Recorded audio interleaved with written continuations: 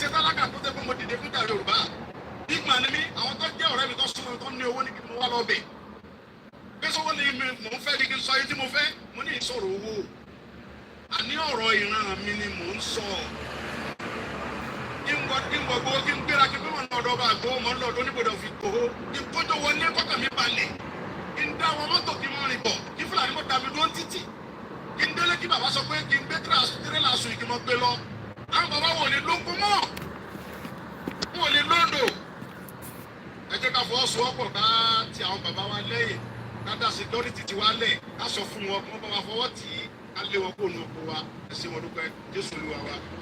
Koikimedia, we're bringing the world closer to your doorstep.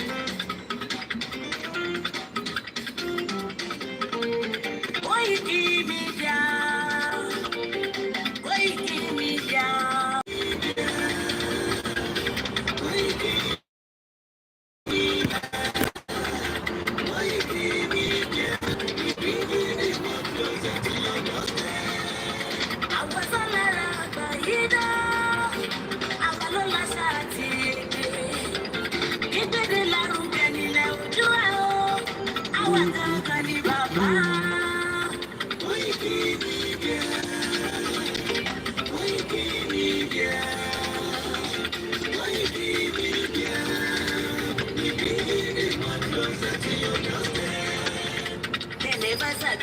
Wetin we carry for her, but they move closer before they go sabi.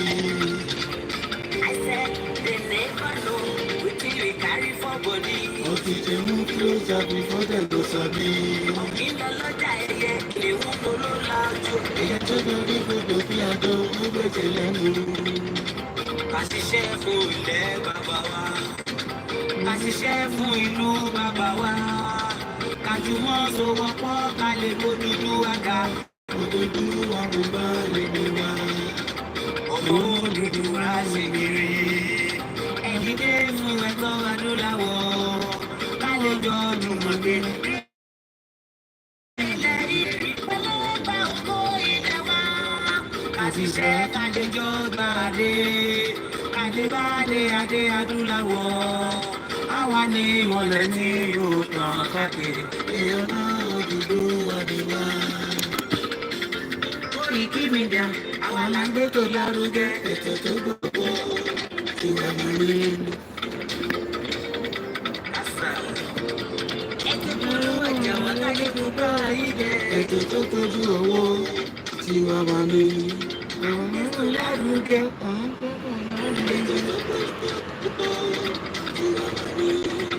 Transport, Emarigo, ètò tó tọ́jú owó tiwa wà ní. Ọmọ Ìjẹ̀bú alárẹ̀ mi tó ní kí n máa dé tata. Koikimedia, ọ̀rọ̀ lágbàdé mọ̀ mi. Má bá ṣe é lọ. Ọmọ Yorùbá nìyẹn, ọmọ Yorùbá tata. À ń gbádùn rẹ̀ kúrò alárẹ̀ mi. Ṣé ìlọ́mọ Fìdí pọ̀ tẹ̀ mọ́lẹ̀ o. Ìlọ́mọ nílò máa dé.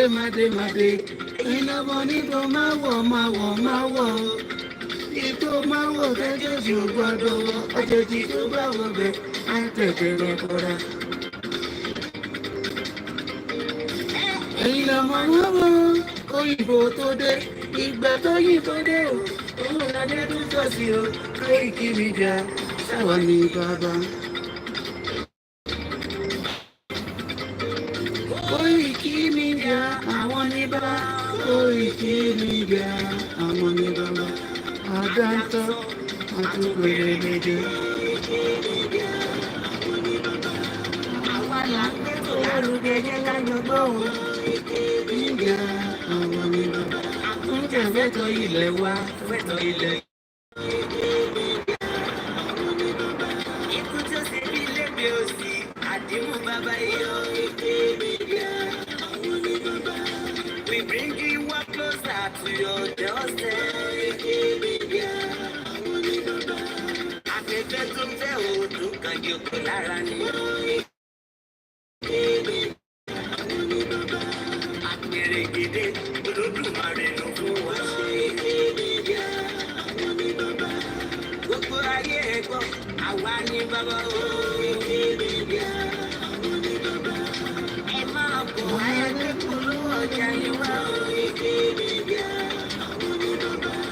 Odùduwà la gbé dání, òtítọ́ la gbé dání. Àwọn onígbàgbọ́ ní sọ́dálẹ̀, wọ́n ti sọ ní kẹta. Àgùntàn, wọ́n ti bẹ̀rẹ̀ gẹ́gẹ́. Koikimedia will bring you one closer to your doorstep. Koikimedia is around to give us latest. Is around to give us latest. Ladies and gentlemen, ẹ mú kalẹ̀ sílẹ̀, ẹ tẹ́tí ẹ gbọ́ ètò tó tóbi lọ́wọ́. Ladies and gentlemen, ẹ mú kalẹ̀ sílẹ̀, ẹ tẹ́tí ẹ gbọ́. Koikimedia.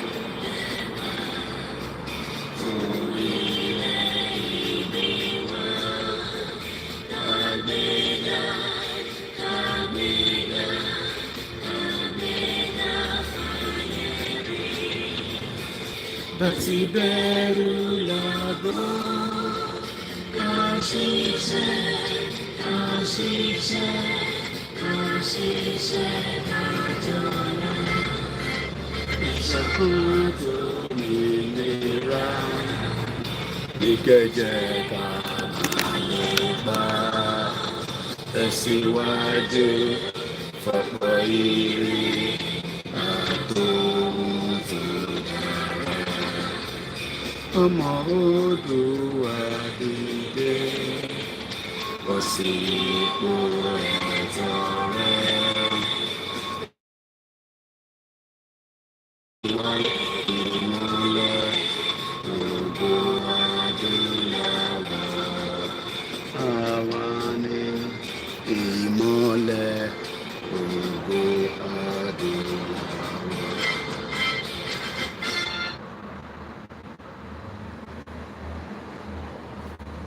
Ẹ̀rí tí mò ń wò bí èyí tí àwọn bàbá tó ṣẹ̀ máa ń ṣetán ní after tó bá ti kàwé ní Nàìjíríà tí Nàìjíríà ti wá stress wọn, wọ́n máa ń gbé glasses wọn báyìí torí pé wọ́n ń wá bí Nàìjíríà ṣe fẹ́ ṣiṣẹ́. Kò sí ẹni tó lè fix Nàìjíríà gẹ́gẹ́ bí a ti ṣe ń sọ. We are on multiple transmission, so we are streaming on the software, and likewise I am streaming on the mobile phone. So just in case ìkan bá fẹ́ ṣe ségesège, ìkan á lè ṣiṣẹ́. That is the beauty of technology. A very good morning as we're heading just about a few minutes before lunchtime. Ṣé dáadáa ni mo bá gbogbo yín o? As usual, I say good morning, good afternoon, good evening, depending on wherever you've joined this beautiful transmission that we are bringing life to you. My name is OLAYOMI KOIKI, as everybody calls me, Koikimedia. Mo kí gbogbo wa pé welcome to the transmission, and please share the program. That's all you can do for us. Share it and invite as many people, just to let us have discussion again. Mo kí gbogbo wa lẹ́ẹ̀kan sí pé welcome, and let us, akọ̀tún sọ̀rọ̀ ni. The weather is beautiful here in London. Àti léwé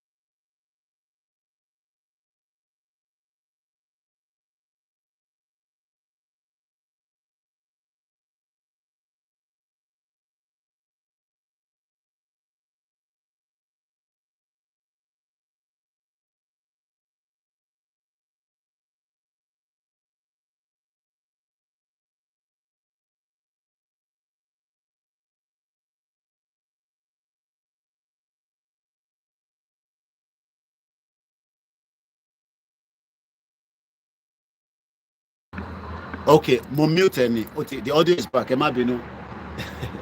That's the beauty of technology.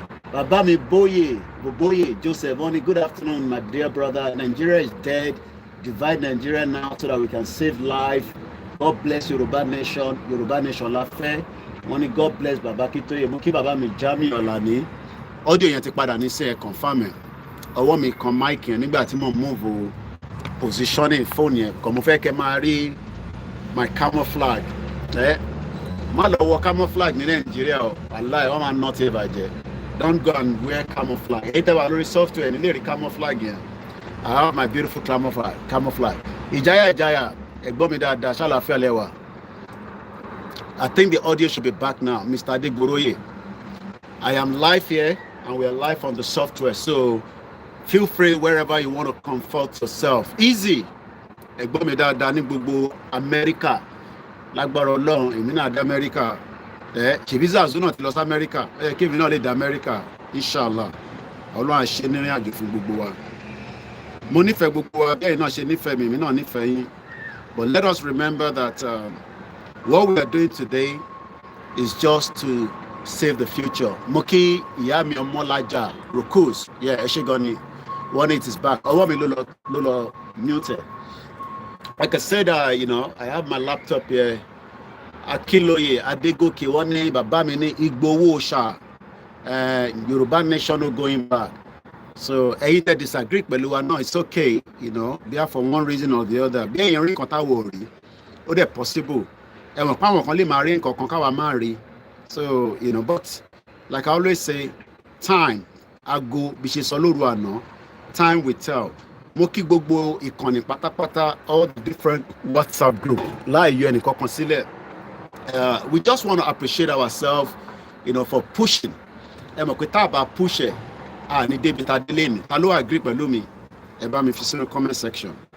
Tá bá make a lot of effort lábẹ́ bàbá wa Olóyè Igboho, Professor Banji Akintoye, Ọ̀túnba Adémọ́lá àti gbogbo àwọn ẹgbẹ́ tó dúró ti Yorùbá pé kí Yorùbá má bàa jábọ́.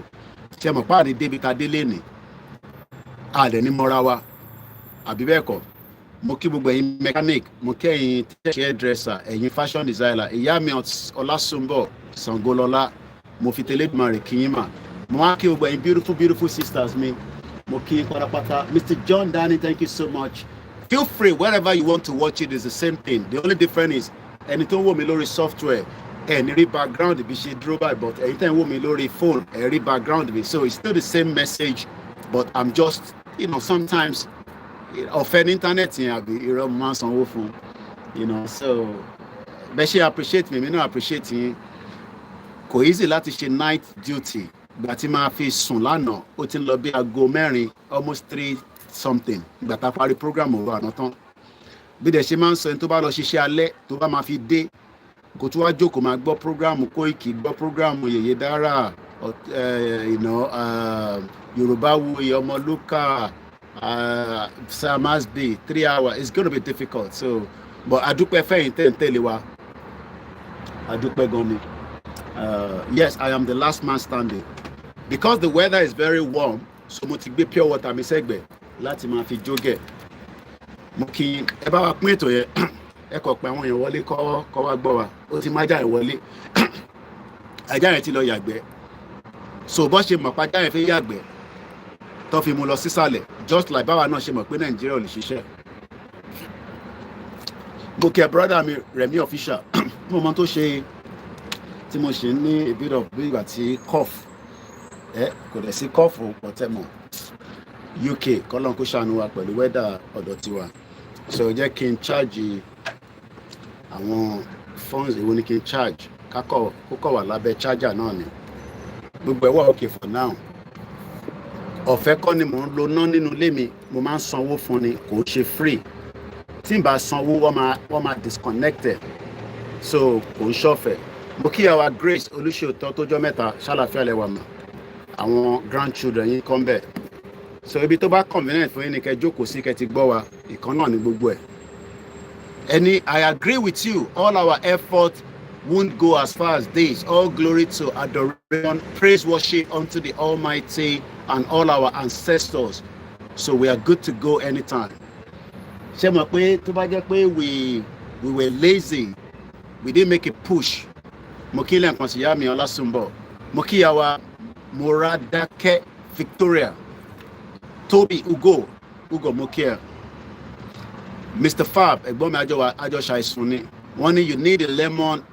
Ẹ mú tẹ̀ ní. Mo máa ń là. Mo ṣe ra kan láìpẹ́. I think I have to get another one. Ìyàwó mi dẹ̀ ṣe lemon àti gbogbo ṣáà já gbogbo ẹ̀ pọ̀, you know. Báyìí wọ́n kò torí pé mo wà ní ìdó èmi ò ní fever. Àwọn tó máa ní fever yẹn kọ́ lọ́ọ́ bá fún yín lálàáfíà ìlú yìí. Fever yẹn lè ṣèyàn léṣe. But adúpẹ́ pàwọ̀ kan ni. So ẹ̀yin tẹ́ máa ń ṣe fever Ọlọ́run fún yín lálàáfíà. So feel comfortable, relax. We're not in a rush. Just again as usual. Èmi náà ń gba vitamin D kò ń ṣojoojúmọ́ la máa ń rí. So bí ṣe ń sweat nínú mo dẹ̀ wọ another military camouflage mi sísàlẹ̀ as usual. Ẹ mọ̀ pé mo like easy man send ẹ̀ sí mi láti America.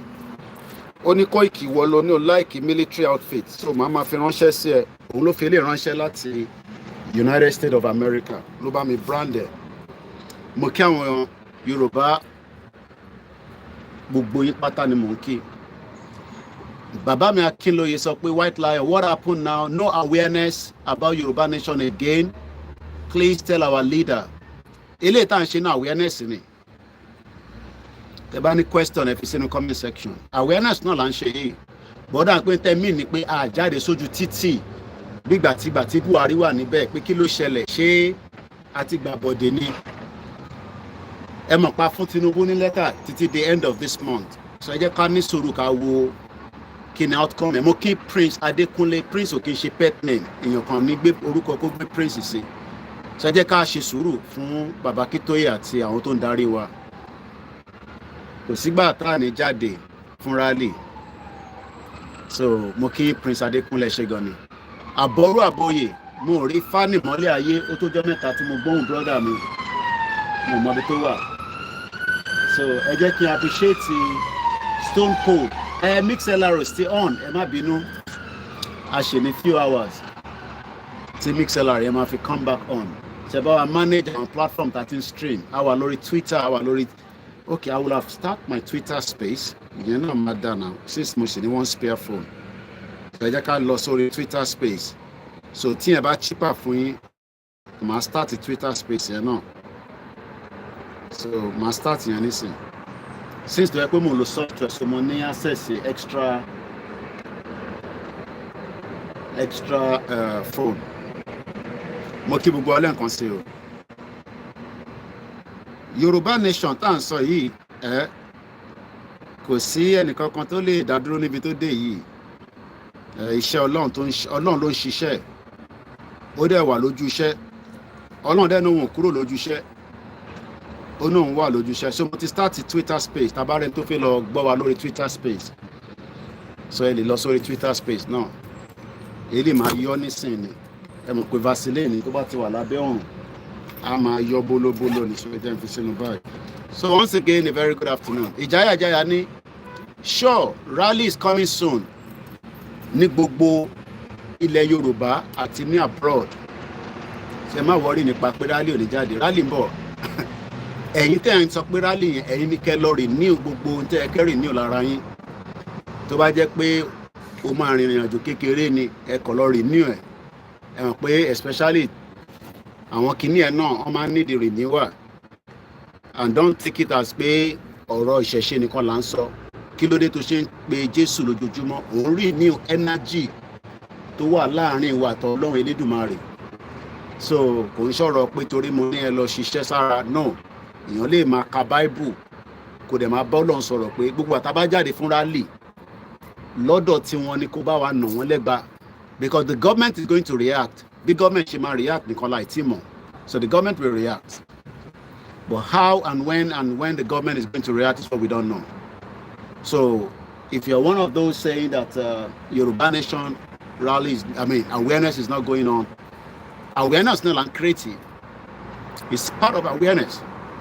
But in terms of coming out later on, yes, that would definitely going to happen. But just a matter of time. So ẹ ká túbọ̀ ṣe sùúrù. So let's keep the conversation flowing like this. So in the Lori software, I might be showing certain things at the background. I will see. But in the Lori phone, you will just be seeing me without saying what is happening on the software. But it's the same message. Just feel comfortable. If it's about the fake board, Lori laptop me, I'll be Lori direct like this. There's a lot happening in Nigeria that we got to catch up with. Nobody can fix Nigeria. If you're one of those that believe that Nigeria will be fixed, you can put it in the comment section. In the comment section. With Koiki, I think and I believe that Nigeria will work one day. When we have software broadcast me that, so but I'll see how far I can manage. Whether you get as a bit, a very vision will be. So let's see what you learn from them, and then I come out the background. Go down, go to my face show the software. You must share your laptop now.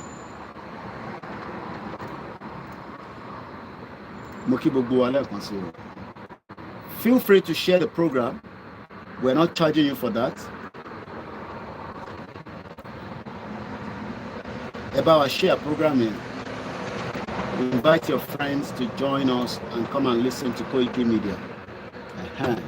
So it's our Lori laptop the same. Chenko. I think I call Lano Asoro Nipa New York Times.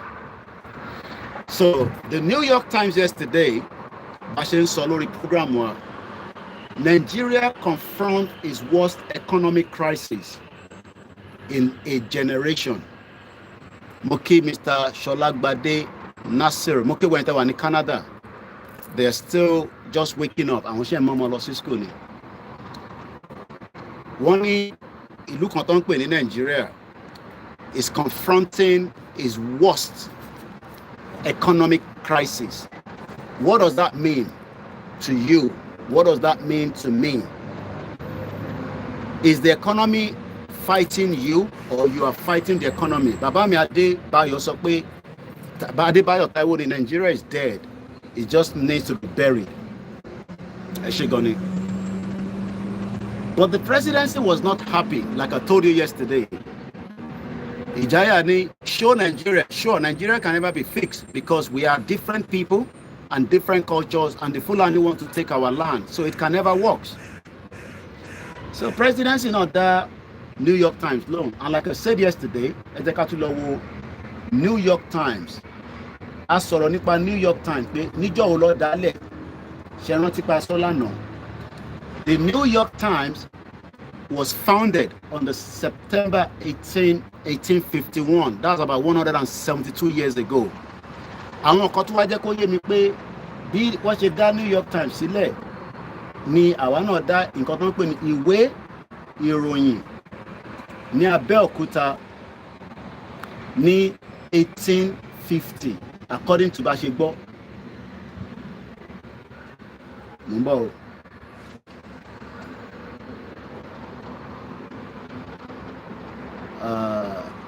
Okay, Jakashibai.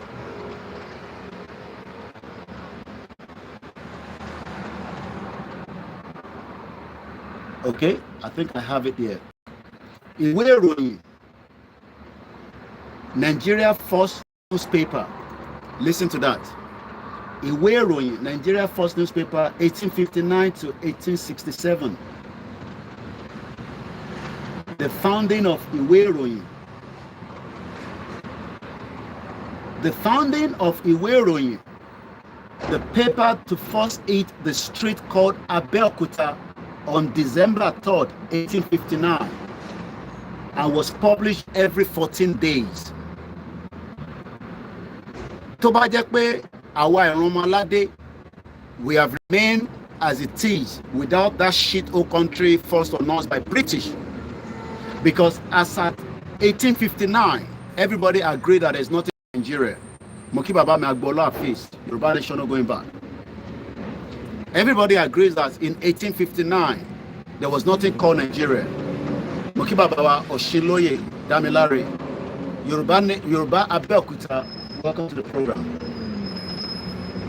So, why then are you forcing yourself, be Omo Yoruba, to try to fix Nigeria? Baba mi Sunday, Olajojoni, we need this Yoruba nation. God will help us, and the peace of our land will come back.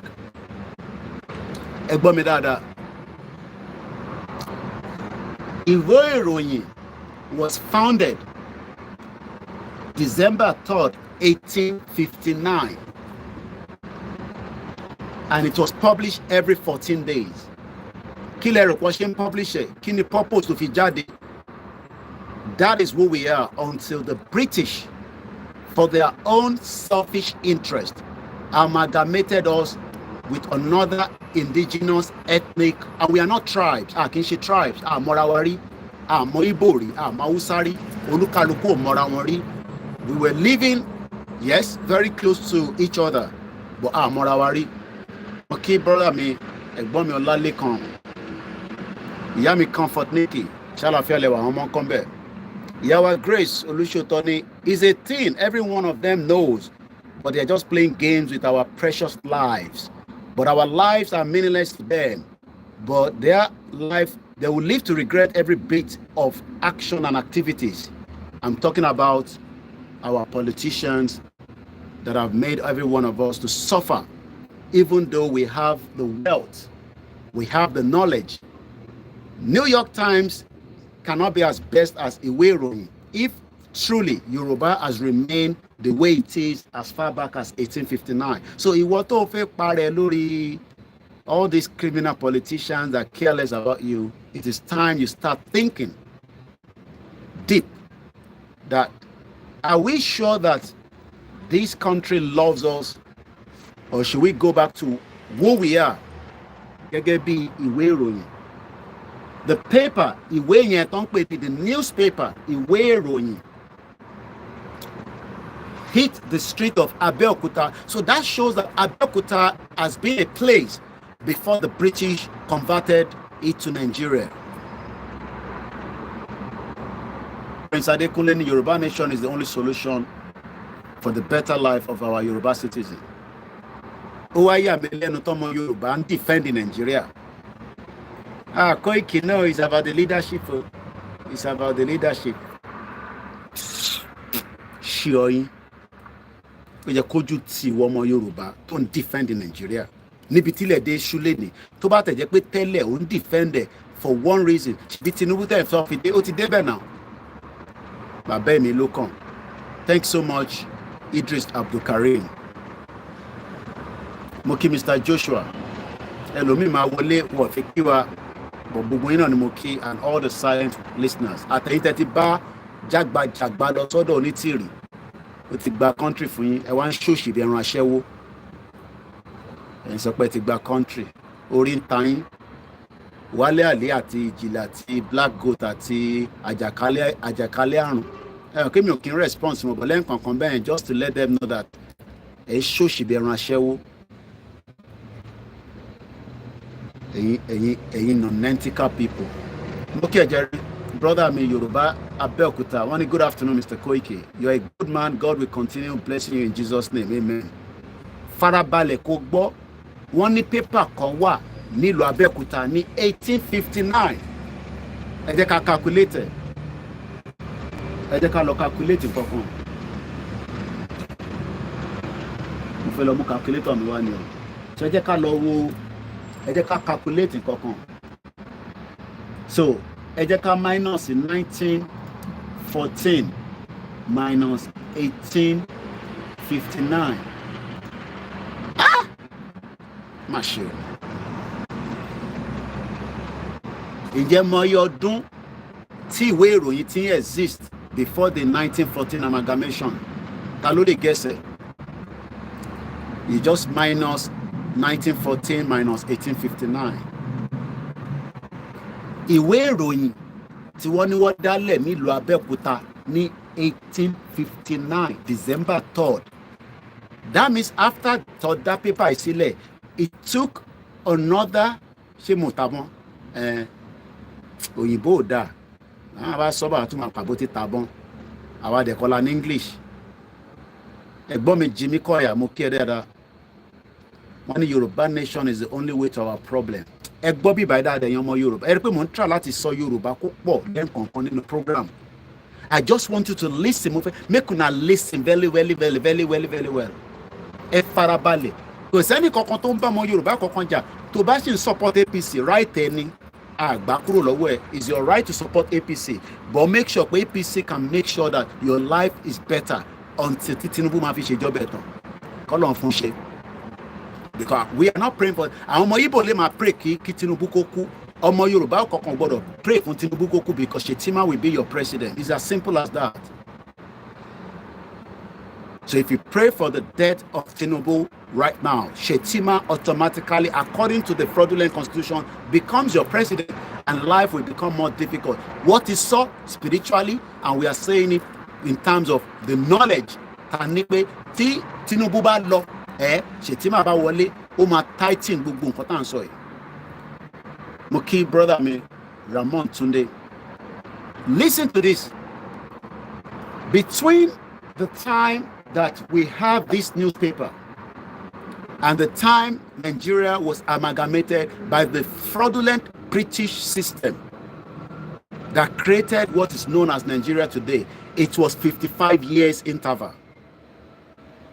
Mr. Debayo Taiwan, Nigeria is a politician factory. Nigeria is not for Yoruba, it's not for Igbo, it's not for even Fulani, it's only for Fulani and the politician. I'm try to catch up with the comment. Yami Grace on everything our forefathers, like the father Jeho Jeremiah Bafemi Awolowo has done, was demolished, scattered. Still, none of you feel the pain. None of you know that we have lost it all. But you are still fighting for one Nigeria. I am fighting for Peter Obi. I am fighting for Atiku. I am fighting for Tinubu. Tinubu, the weaker element. Do you know that the difference between when a Yoruba newspaper was hitting the street of Abeokuta in 1859, it took another 55 years before the name Nigeria became Nigeria. So in between 1859 to 1914, it is 55 years. You can do the math. Moki Grandma Felicia Moki Yatobi Milomo. Moki Bugwene Benin Republic. Oloye Gbowo Moki Rada Irumole. Mo kí gbogbo àwọn ìyàwó yín àtàwọn ọmọ yín àdẹ̀kú oríire ọmọ yín tí ó graduate àríṣẹ́ fi ṣe Ọlọ́run àfúnlẹ́mì gígùn. Ìjáyà ní if Tinubu cannot divide Nigeria, then it will remain an idiot like other presidents before him, as because how come we have 17 to 18 presidents up to date and none of them remember to switch on the light? Babami Adekunle Akinwande, there is no sign that Nigeria will be better. But some Yoruba people are thinking, expecting, hoping the future will be bright. The future that was not bright for all our parents until some of them died and some of them are living in the abject poverty of a shithole country you are all trying to fix called Nigeria. Yes, you can support the APC because they're still in Nigeria, but your future should be depending on Yoruba. Don't expect all your criminal governors. I'm talking to your governors. Until they come back and defend a Yoruba territory that would allow us to have a future. Because people will die at some point. That died recently. Do you know that people are fighting on the social media that they should shut down Akeredolu's social media handle? In your country, why?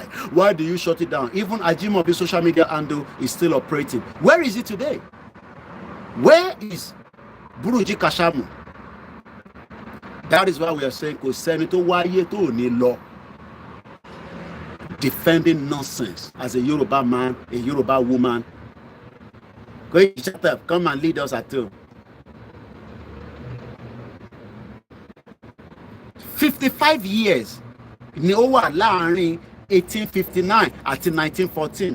So let me ask you, so what was happening in that 55 years? Mo ma like glasses yìí ìyá mi Kẹ́mi Bello, mo ń bọ̀ wá gbà lọ́wọ́ yín o. Torí òrùn tó wà ń ta mọ̀ pé Koiki máa ń rìn káàkiri kébì náà lè máa fi ṣe dẹ́ngẹ́dẹ́ngẹ́s. Dẹ́ngẹ́dẹ́ngẹ́. 55 years èmi ò lè sọ ní Yorùbá ni tó bá mọ̀ ẹ bá mi kọ sínú comment section. Mo kí ẹ brother mi Simple Rahim. 55 years ló wà láàrin 1859 dé 1914. Ṣé àwọn tó ń gbé níjọ́ náà lọ́hùn ṣé wọ́n kì í ṣọmọ Yorùbá? Ṣé wọ́n ṣayé? Ṣé wọ́n exist? Ìwọ tó bí lánàá, òrè ọmọ tó bí lánàá, tí bá ní ọmọ tó bí lánàá, àwọn bàbá kan ṣì wà tó bí ní 1960 tó ń defend òṣì Nàìjíríà. Àwọn ìyá kan wà tó ṣì ń defend Nàìjíríà. A ní búrú yín, ẹ ti ní dementia. Púpọ̀ nu yín ti ní dementia. Ẹ ti sick sórí. Because a gbọ́dọ̀ fẹ́ nu abú àgbàlagbà. But àwọn olóṣèlú olórí burúkú ni wọ́n ní ṣoríire. Ògúnláká àwọn alálẹ̀ máa wọlé mú yín. Until tẹ bá jáde tí mo gbọ́ lẹ́nu yín pé Yorùbá nation là ń dúró tì. If not, alálẹ̀ máa mú gbogbo yín. Ní tó bá wọn alálẹ̀ ní kó fi yín ṣe. Ẹ̀yin ìpà. 50 ẹ ṣé gan ni bàbá mi Lukman. Wọ́n ní Koiki máa pariwo 50 ló wà láàrin 1859 sí 1914. Ṣáwọn èèyàn gbé níjọ́ náà lọ́hùn lásìkò yẹn. Ìyá mi Esther wọ́n ní Koiki kí la máa ṣe sọ̀rọ̀ Tinubu báyìí. Torí pé ọ̀rọ̀ Tinubu ò fẹ́ yé gbogbo amọ́ báyìí o. Ẹ má jẹ́ ká lé tó yẹ ká lé. A ti kọ̀wé sí Tinubu ká bẹ Ọlọ́run ká bẹ àwọn alálẹ̀ kó jẹ́ kó mí sí nínú kó gbọ́n tá à ń sọ. Tó o bá wá gbọ́n tá à ń sọ 55 ẹ ṣé gan ni bàbá mi Lukman wọ́n ti adjust ẹ̀. Wọ́n ní 55 òun ni wọ́n ń pè ní 55 years. Ṣé wọ́n ti bí Tinubu ní 1859 tẹ́yìn wá ń sọ ṣé wọ́n ti bí èmi ṣé wọ́n ti bí wọ́. So ìyẹn ló ń ṣò pé ìran Yorùbá ti ń bẹ kó tó di pé àwọn olórí burúkú àwọn òyìnbó mọ́tẹ̀ wọ́n dá ẹlòmíì òróyìnbó rí.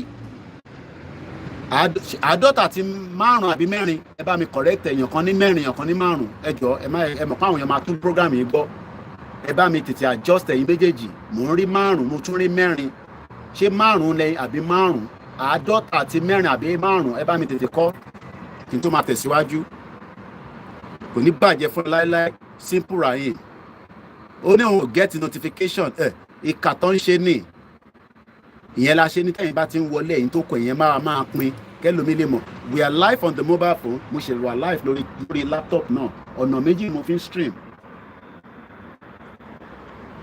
mo kí gbogbo yín lẹ́ẹ̀kan sí ẹ jẹ́ n tún wo comment sí bíbá Richard ó ní Yorùbá nation no going back bàbá mi Wálé ikú jì mí wọ́n ní one Nigeria is a big scam tó bá tẹ̀ jẹ́ ọ̀nà dá wọ́ọ̀dì wà tá a lè lò fún scam. Wọ́n ní 55 ni Koiki máa ẹ̀kọ́ confuse ẹ̀ ṣe gan ni 5 mo mọ̀ pé 5 ni so 50 ni 50. 55 years ló wà láàrin 1859 tí wọ́n dá ìwé ìròyìn sílẹ̀ so ṣé àwọn tó dá sílẹ̀ níjọ́ náà lọ́hùn ṣé ọmọ Gàmbàrí ni wọ́n ṣọmọ Ìgbò ni wọ́n. Mr. Kamel ni Yoruba Muslim Afa are fake people. No original Yoruba Afa in Yoruba land because of the history of the Arab. Àwọn yẹn fẹ́ gbowó lọ́wọ́ Saudi ni ẹ má blame wọn. Tẹ́yìn bá mọye tí Saudi ná láti fi dá wàhálà lẹ̀ ní gbogbo àgbáyé. And I'm not joking with this. UK block owó wọn torí pé owó kan wọlé láti Saudi tó ń convert àwọn ọmọ ẹ̀ sí extremist. Nigeria a corrupt country. Mr. Koiki, Yoruba language is spoken by some Cameroon. I know a Cameroon lady singing in Yoruba shows that we are known globally. At Kosibita Adetele, we had an empire. Then wọ́n ní 55 ẹ ṣé gan ni bàbá mi Olújìmí Kọ́ládé. Ìlú òfò. Ìjáyà ni why we have a freedom and we cannot be free? Why we have a country we cannot enjoy our country? Wọ́n náà wọn kan bande wọ̀ fún wọn níná tó bá fún wọn níná wọn máa bá chájì wọn. Mo kí gbogbo èèyàn wọlé nǹkan sí. A sì dúró lórí the founding of ìwé ìròyìn àwa ń compare pẹ̀lú New York Times. Mo wá ń béèrè lọ́wọ́ gbogbo ọmọ Yorùbá tó ń gbọ́ mi gbọ́wọ́lé share button. Gbọ́wọ́lé náà kẹ́dẹ̀ like kẹ́ follow mo kúkú tí ní kẹ́ fún mi lówó. Àwọn tó máa fún mi lówó mo ì tí ì rí wọn. Àwọn Kúnlé Bakers tó tójọ́ mẹ́ta tó ṣiṣẹ́ lọ Ọlọ́run bá wà pẹ̀lú yín. Ìwọ ń gbàdúrà kí Ọlọ́run jẹ́ kí Nàìjíríà wà fix. Tètè máa jẹ́ kàdúrà ẹ lọ sọ́dọ̀ ilẹ̀ Yorùbá pé kọ́lọ́hún jọ nínú ọlẹ́ nínú àánú ẹ̀ nínú mẹ́sì ẹ̀ kó tètè jẹ́ kí ìran Yorùbá jáde kí ẹ wá rí nǹkan pè ní transformation láàrin èmi àti ìwọ torí pé gbogbo ala ní ọpọlọ máa wò pé ẹni tó wà lábúrò nìkan ló ní ọpọlọ kò sọ opportunity fún ẹni tó opportunity bá dé fún ẹ wàá rí pé yàtọ̀ wà tá a bá brush ẹ up kan wàá máa bá wa develop àwọn nǹkan tó yẹ ká máa send lọ sí táwa náà máa lọ sí moon ṣé Elon Musk àwọn tó ń lò wọ́n ní 1859 àti dáwọ́ àwọn tó dálẹ̀ níjọ́ náà ṣé ìwọ ọ̀lọ́pọlọ ni a Yoruba newspaper ní 1859 ìwọ wá fẹ́ defend Nàìjíríà ṣorí pé ogbón PhD holder master holder 55 ó wá sọ di ṣeréṣeré àwọn òyìnbó lórí burúkú wá rí pé àwọn eléyìí ti establish newspaper ní 1859 àwọn eléyìí ti were ahead of the game. What we need to do now is we need to pull them down. That's what they did. In tó ṣe nìyẹn now, the English pulled us down because they can see the future of the ìyẹn ní Yorùbá ṣe wà ní all over the world.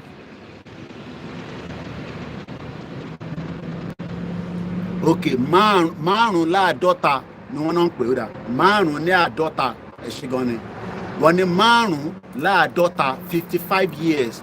You might be wondering, Koiki, what is the meaning of this 55 years? That is when a Yoruba newspaper was established. Mo kí ẹ Ezekiel ayé adùn ayé wa máa dùn máa lóyin ni, but presently right now in Nigeria it is taking us backward. Mo kí ẹ lẹ́ẹ̀kan sí easy Azeez Bade ṣeré mo kí wọ́n tẹ́ wà ní Canada ní US. Àádọ́ta àti márùnléláàádọ́ta nílẹ̀ Yorùbá ti wà in terms of a paper between that period and the fraudulent 1914 shithole amalgamation. Ìwọ wá ń defend yẹn when we should be defending ìwé ìròyìn. So let's go strictly further again. The paper first hit the street of Abeokuta on December 3rd, 1859 and was published every 14 days. A single edition had about 8 pages in total and was sold for 120 cowries. Orí ẹ̀ bí orí àwọn ṣìkìṣìkìn wọ́n ti ní kí n máa bóyín mọ́ ìgbà mi máa ti gbàgbéra tí tébù yẹn bá ti fẹ́ jáde ni máa rántí pé ìyá mi àti ìyàwó mi àwọn ìyàwó mi dẹ̀ bẹ̀ mí. Brother mi àwọn tó gbọ́ Yorùbá ní márùnléláàádọ́ta oríṣiríṣi Yorùbá. Yẹmí Fátókè ẹ̀gbọ́n mi mo rówó ọdún o lábẹ́ ṣé tí ti bá ṣe tán kí n check account mi mo mọ̀ pé ti náwó ẹ ti ṣẹran ẹ ti rẹran ẹ̀rántí fèmí ní owó ọdún tèmi àwọn èèyàn fún wa lówó ọdún àmọ́ tó ṣẹlẹ̀ kò ní bàjẹ́ fún ẹ láíláí ẹ̀gbọ́n mi brother mi Abiodun George ó ní márùnléláàádọ́ta Yorùbá mi ó ti fresh. So where do we put that márùnléláàádọ́ta yẹn so ká jùnú so that I can save Nigeria? Wọ́n ní níjọ́ náà long it cost 100 ẹlòmíì ọ̀rẹ́ tí mo sọ ẹlòmíì ò gbọ́ rí o. Ìyẹn mo ṣe sọ pé platform tiwa is an educated platform. O máa gbọ́ràn o ń defend Nigeria. Cowries là ń lò níjọ́ náà lọ́hùn. Wọ́n ní tó bá máa ra paper yẹn you will spend 120 cowries. A ní COWRIES. Àwa nílùú òyìnbó a máa ń láìka pé ní a ní Charlie Oscar Whiskey Romeo India Echo Sarah cowries 120 cowries ló máa ní láti fi ra ìwé ìròyìn níjọ́ náà lọ́hùn ní 1859 wọn ló máa ń jáde ní every 14 days. Ẹ̀gbọ́n mi Abiodun George ní márùnléláàádọ́ta ló wà láàrin between 1859 and the shito 1914. wọ́n ti fi tẹ́lá fẹ́ fún mi lówó First Bank 30 kọ sílẹ̀ má gbàgbé 30 kò ń ṣòwò Yorùbá Nation owó mídíà owó tí Koiki náà máa fi jàkàrà 30 96 80 88 48. Donate to support good journalism.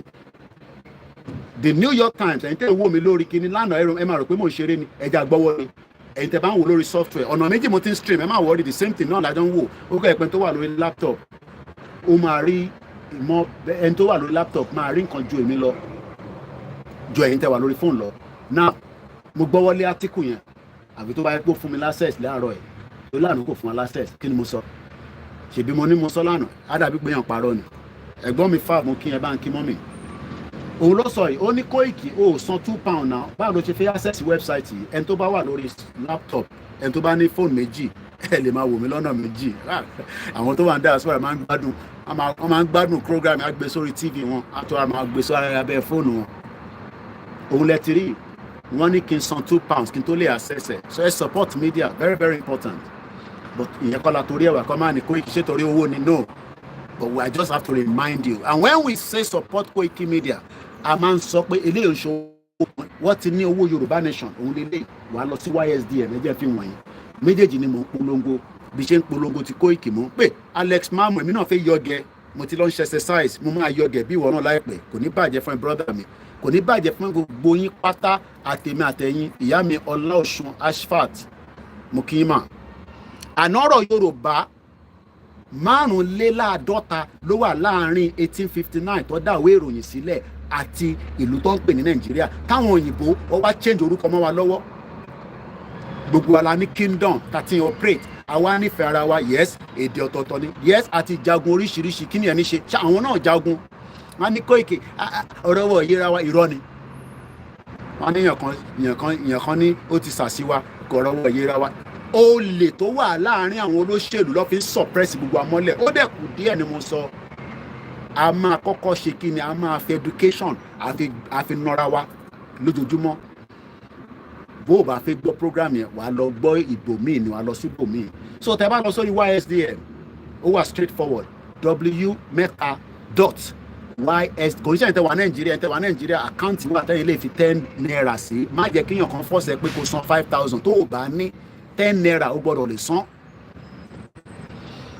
ìyá mi Olúṣòótọ́ ní ẹ support Koiki kí iṣẹ́ lè máa tẹ̀síwájú by now ẹ ká máa ṣe oríṣiríṣi nǹkan but gbà ká rówó lọ́wọ́ but fún ẹ̀yin tẹ́ ń sọ pé ẹ fẹ́ rally ẹ lọ fowó sí YSDM so that tí rally bá máa jáde kò ń ṣe Koiki ló ṣẹ̀ máa lọ máa ní ẹgbàwó ẹ lọ fi ṣe kankan no àfi gba báǹdì ni a máa gba mọ́tò ni YSDM ló máa ṣe gbogbo iṣẹ́ yẹn tẹ́ ẹ bá fowó síbẹ̀ kò sí nǹkan tó lè ṣẹlẹ̀ mo kí ẹlẹ́ẹ̀kan sí Alex Mamu kú iṣẹ́ takuntakun mo kí gbogbo ẹ̀ka wà lẹ́nu iṣẹ́ lọ́wọ́lọ́wọ́ báyìí iṣẹ́ lóògùn iṣẹ́ wà fún lẹ́wà so tẹ́ bá ti dórí YSDM ẹ lọ sórí donation ẹ dẹ̀ lọ sórí subscription ó wà straight forward ẹ jẹ́ ká padà sórí New York Times wọ́n sọ̀rọ̀ nípa Nàìjíríà wọ́n ní Nigeria confront its worst economic crisis in generation then federal government náà respond kí ni federal government sọ ẹ jẹ́ ká lọ gbọ́n tí federal government sọ a play àwọn fídíò yẹn lánàá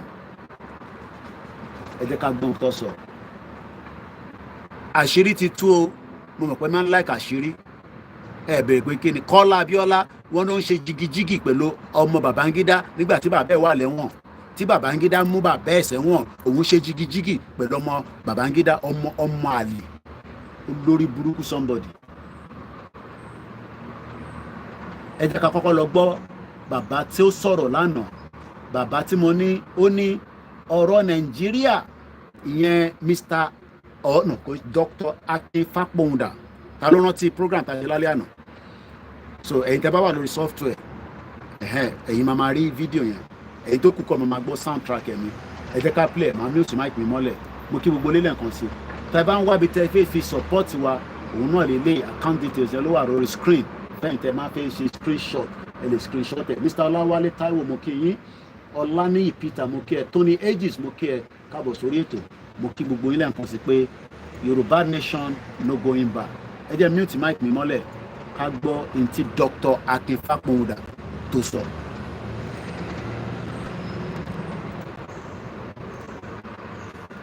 Do we know that what expression has done in living memory? That conversation had been low profile from the very foundations of Nigeria. But why has it become such a thorny issue across the country over the past decade or so? Well, joining us now to discuss all the imagined angles to it is Dr. Akin Fápóhùndà, a retired public servant, as a prefers to be identified and secretary, Eminent Elders Forum. Good morning, Dr. Fápóhùndà. Good to have you join us this beautiful Sunday Saturday on the morning show. ṣó ń jáde dáadáa sọ́dọ̀ iṣẹ́ ń gbọ́ ẹ bá ń gbẹ bá mi sọ yes. Thank you so much, sir. Happy Father's Day to you too. All right, let's talk restructuring. Let's talk Nigeria, sir. I'm aware, as many people are, that you have submitted a letter, a draft bill to the presidency after some initial issues around the propriety of sending it to the House of Representatives, basically seeking to have Nigeria restructured. Tell us why this is your concern at this point, and what the draft bill is about, and what are you trying to achieve? Sorry, software. For yourself. Sorry, one software. Or the Yoruba Elders Council. Thank you very much. So many questions roll into one. The bottom line is that it is now time. The time has come for us to change the structure of Nigeria. If we don't do it now, and we wait to the next election in 2017, with what we have now, then we are doing the same 27, then we are doing the same things and the same way, and we're expecting a better result. We don't have a good outcome of what we've had in 2023. We've not a good outcome of what we've had since the beginning of 1999, this administration, this dispensation. So it is time for this country to do something in the next couple of months. And being a student of Nigerian politics at my age, I know, for instance, you cannot get anything done through National Assembly as a private member, private citizen. It will not fly. It will not die in the community. It's only the president that can forward a bill to National Assembly that has a very high chance of passage. What I did was to articulate the features of what should be in a restructured Nigeria.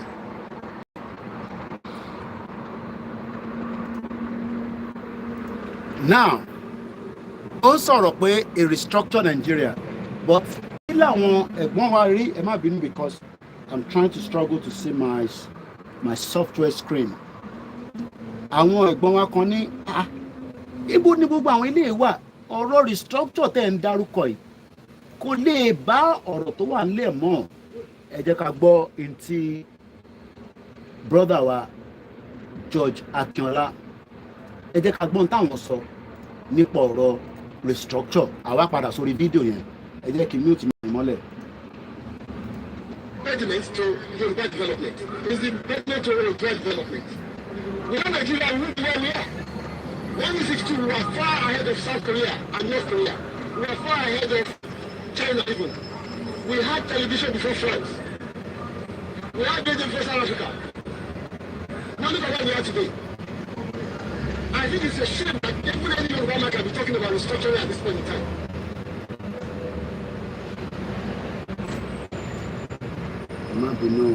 Now, Dr. Akin Fakponda is a Yoruba man. So, who among the two, George Akínọlá in 2017, state clearly that no Yoruba should be talking about a restructure anymore? But Dr. Akínọlá Fakponda sọ pé is telling Tinubu, the president, to put a bill in front of the National Fraudulent Corrupted Assembly, that they are so corrupt that even if Tinubu give the bill to them, they will just put it on the side and be doing countdown until Tinubu will leave the presidency for the next person to come in, and they will dump it in the dustbin. Efarabale. If George Akínọlá in 2017 was telling us that it is just too late to restructure Nigeria, and no Yoruba man should be talking about a restructured Nigeria. But in 21st century, in 2024, Dr. Akin Fakponda says, òun fẹ́ sọ̀rọ̀ restructuring, but as a private citizen, he cannot do it. He is now telling President Tinubu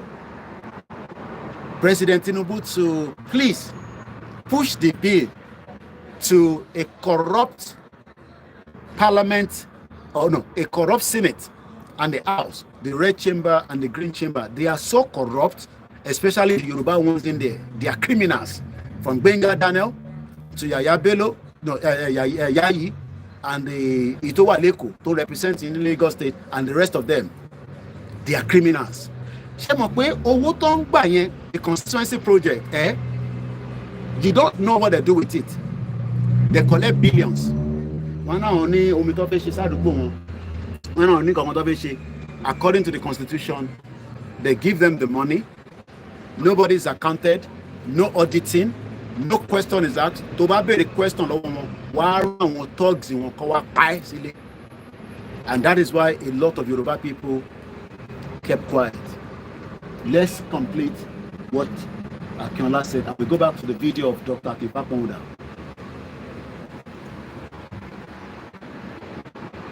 Restructuring. This country that is already shot to pieces. I don't think that's what we want. But they are always talking about giving Nigeria a chance. The process of Yoruba with Nigeria has come to an end. If it has come to an end, why then are still some Yoruba people pushing us into the dungeon? I am not talking about the Fulani that are killing us in the forest. Economically wise, there's nothing you would do to revive the Yoruba economy as it stands today. Papa Smith, Mokisa, Camille Abbas, the problem of one Nigeria is Igbo, Hausa, Fulani is a criminal, political, and the slavery foreign. There is no amount of your effort. I am Soapy. There is no amount of your effort and my effort in terms of pushing our investment in Yoruba land today that you will survive. That is why businesses are closing down. I am not talking about the attacks by the Fulani terrorists. I am talking about economic-wise generally. Look, if you like this, go Ekoloshi Hotel, fruitful. It will eventually close down along the line one day. If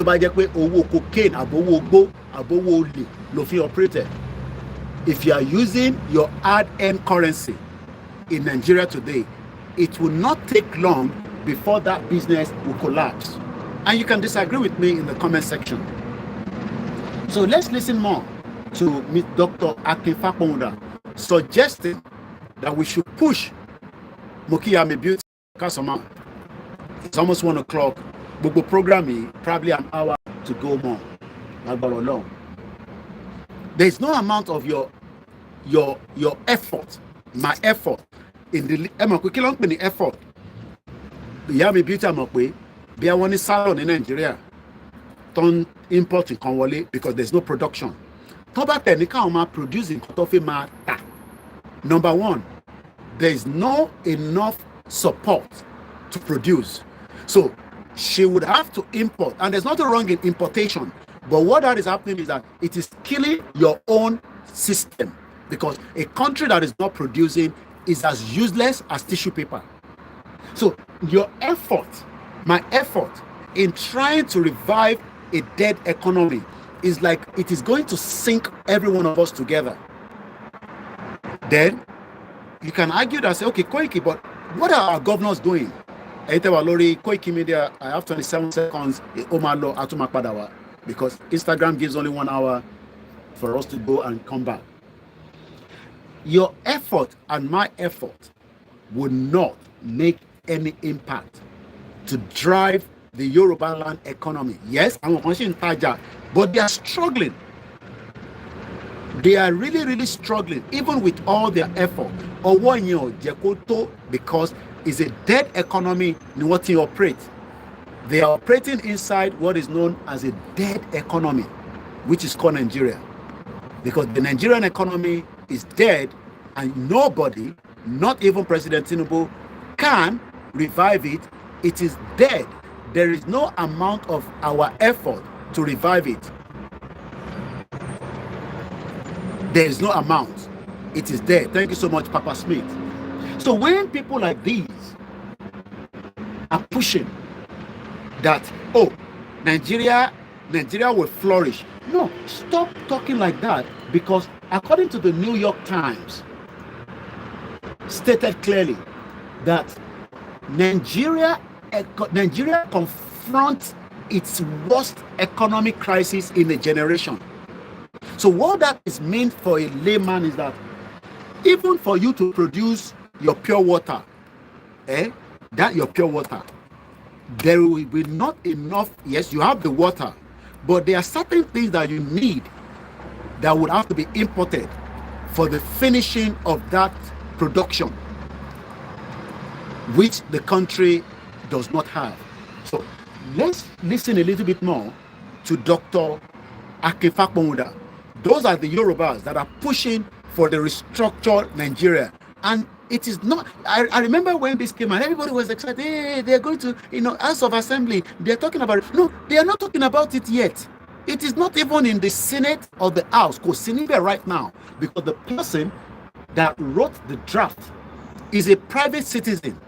He is now pleading with President Tinubu to push the agenda, Mokia Lagos for sure, for a restructure bill that the House, that are criminals, that the North has the majority against the South and the Southeast, they play. Let's go back and listen to him a little bit more. It's because of the Sunrail, the machine struggle, that's a real into Mofe Press. Let's listen.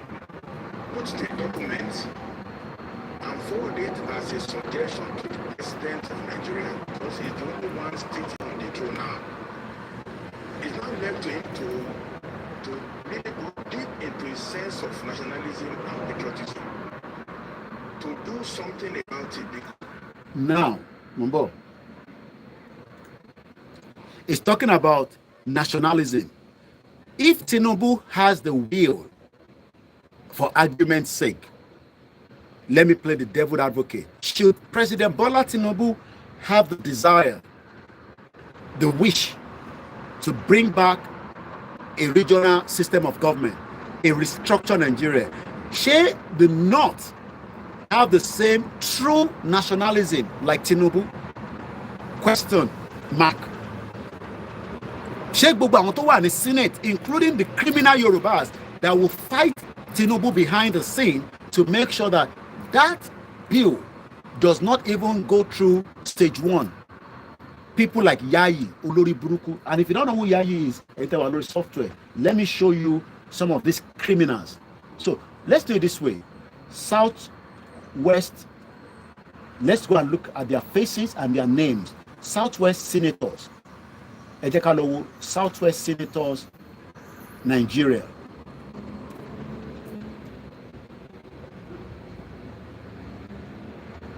Mumbo.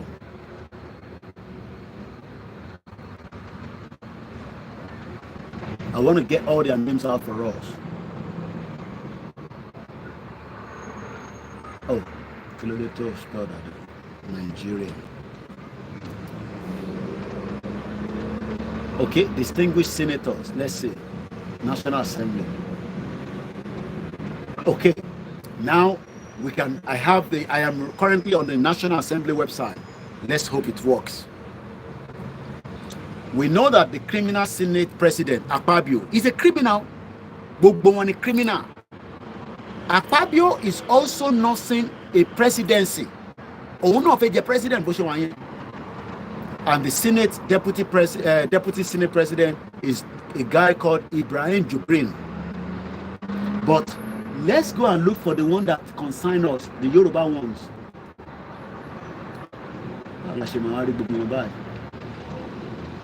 Okay, I will start with, I'll do it this way.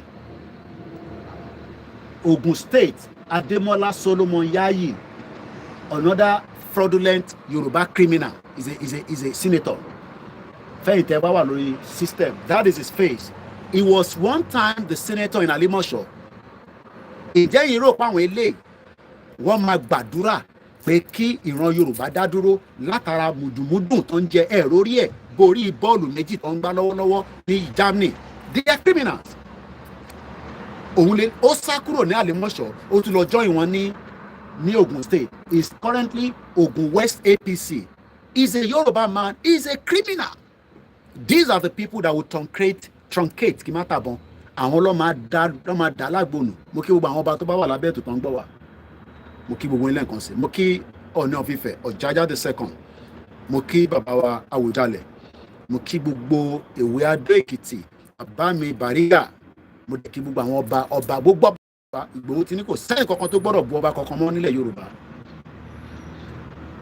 Adémọ́lá èmi ò pè ní sínétọ̀ lè ní tó ń pè ní Solomon Ọlámilékan ọmọ ń pè ní òun ń pè ní ya. If I was in Nigeria right now wọ́n á ti rán àwọn criminal gang àwọn tó jẹ́ pé wọ́n fìyà jẹ yín wọ́n á ti ní kẹ́ wá dé pẹ̀lú wa, but Ọlọ́run dẹ̀ ṣe àsìn ní Nàìjíríà.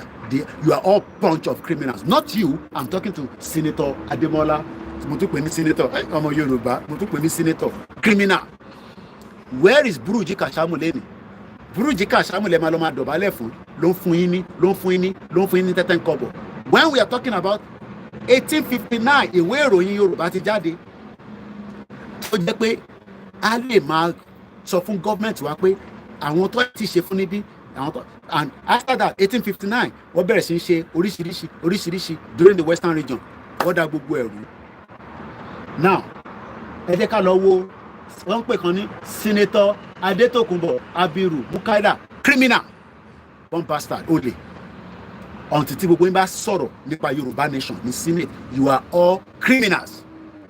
ní dá fún gbogbo yín ẹ̀yin ṣoríire ẹ̀yin fẹ́ máa jayé kí a máa jà wá bí àwọn alálẹ̀ máa mú gbogbo yín ni àwọn alálẹ̀ ò ní jẹ́ kẹ́ sùn lálẹ́ wọ́n máa disturb yín wọ́n máa yọ sí ojú tìyẹn lélẹ̀ ojú olè rèé òun lélẹ̀.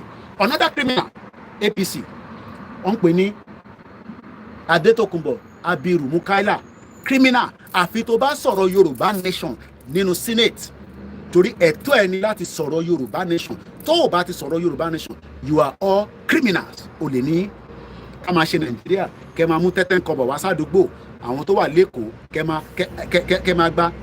kẹ́ máa fún wọn ní tẹ́tẹ́ ń kọ́bọ̀ kẹ́yìn wá máa ra mọ́tò kẹ́ máa fowó yẹn kẹ́ lọ́ máa invest síta kẹ́ ní another passport gbogbo wọn láti ra passport ìlú mi síta máa support wọn criminals ní gbogbo wọn.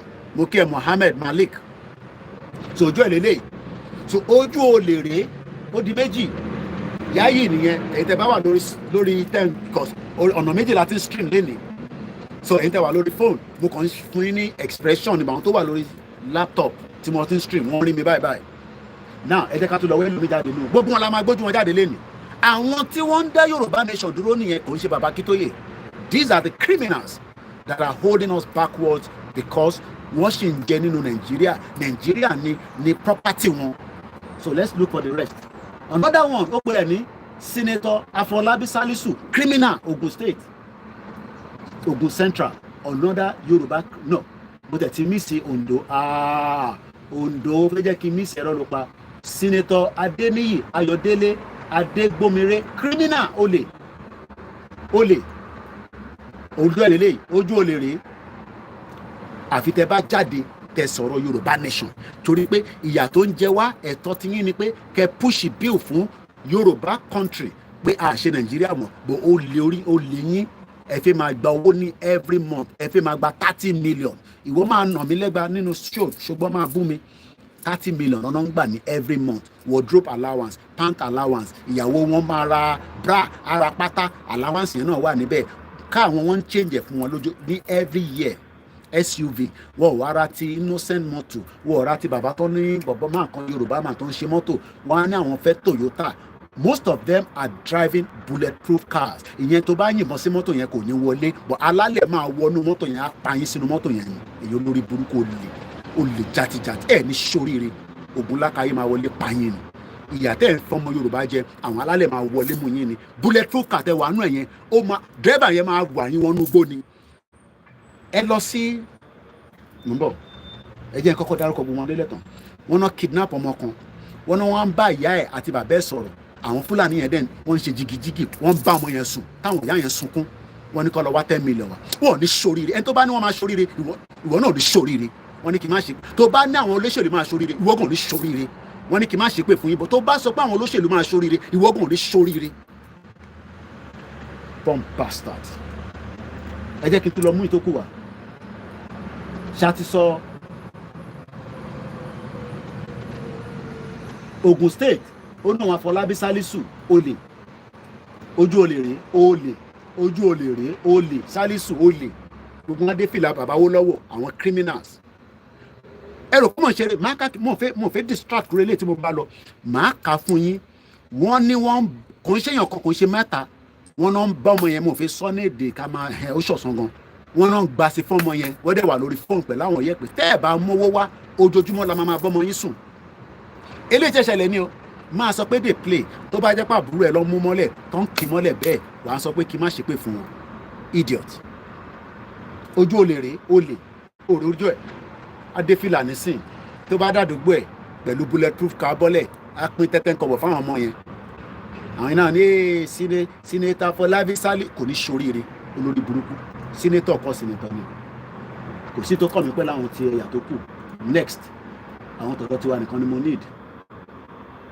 Ọ̀yọ́ eléyìí tún jẹ́ Buhari bíá Fúlàní ni ó náà ẹlòmíì ò mọ gbogbo àwọn tá à ń sọ yìí ó máa máa wá sórí orí platform ẹ máa bú àwa torí pé àwa wà lórí social media lórí ṣọlẹ tí bá send email send pin mi láàárọ̀ ẹ ó gbọ́dọ̀ dá mi lóhùn within 7 days kò tẹ́ ń ṣe létẹ́ election bọ̀ nísìn gbogbo wọn táyà wọn ń já torí bí nǹkan ṣe ń lọ lọ́wọ́lọ́wọ́ ẹ ó ṣeéṣe kí conservative kó lose election yìí 14 years ti ní wá lára a máa lé wọn lọ ni kò dẹ̀ sẹ́ni tó máa dìbò tó máa nàpa nílùú yìí July 4 mo ń lọ tẹ̀ka màá ṣó yín ní life yẹn tí bá ti ń lọ mo ń lọ tẹ̀ka Senator Buhari Abdulfatai Ọmọ́táyọ̀ Fúlàní lélẹ̀ máa jẹ́ Ọ̀yọ́ North olórí burúkú gbogbo ìlú Ọ̀yọ́ nísìn ló ń jìyà bí à ń jẹ wọ́n ojú olè rèé olè gbogbo yín ni máa gbójú síta nísìn ẹ̀rọ rí ẹ̀ bó ṣe tó kẹ̀m̀bẹ̀kẹ̀m̀bẹ̀ ẹ̀rọ rí ẹ̀ bó ṣe tó kẹ̀m̀bẹ̀kẹ̀m̀bẹ̀ òun lè léyò ẹ má mix ẹ̀ papọ̀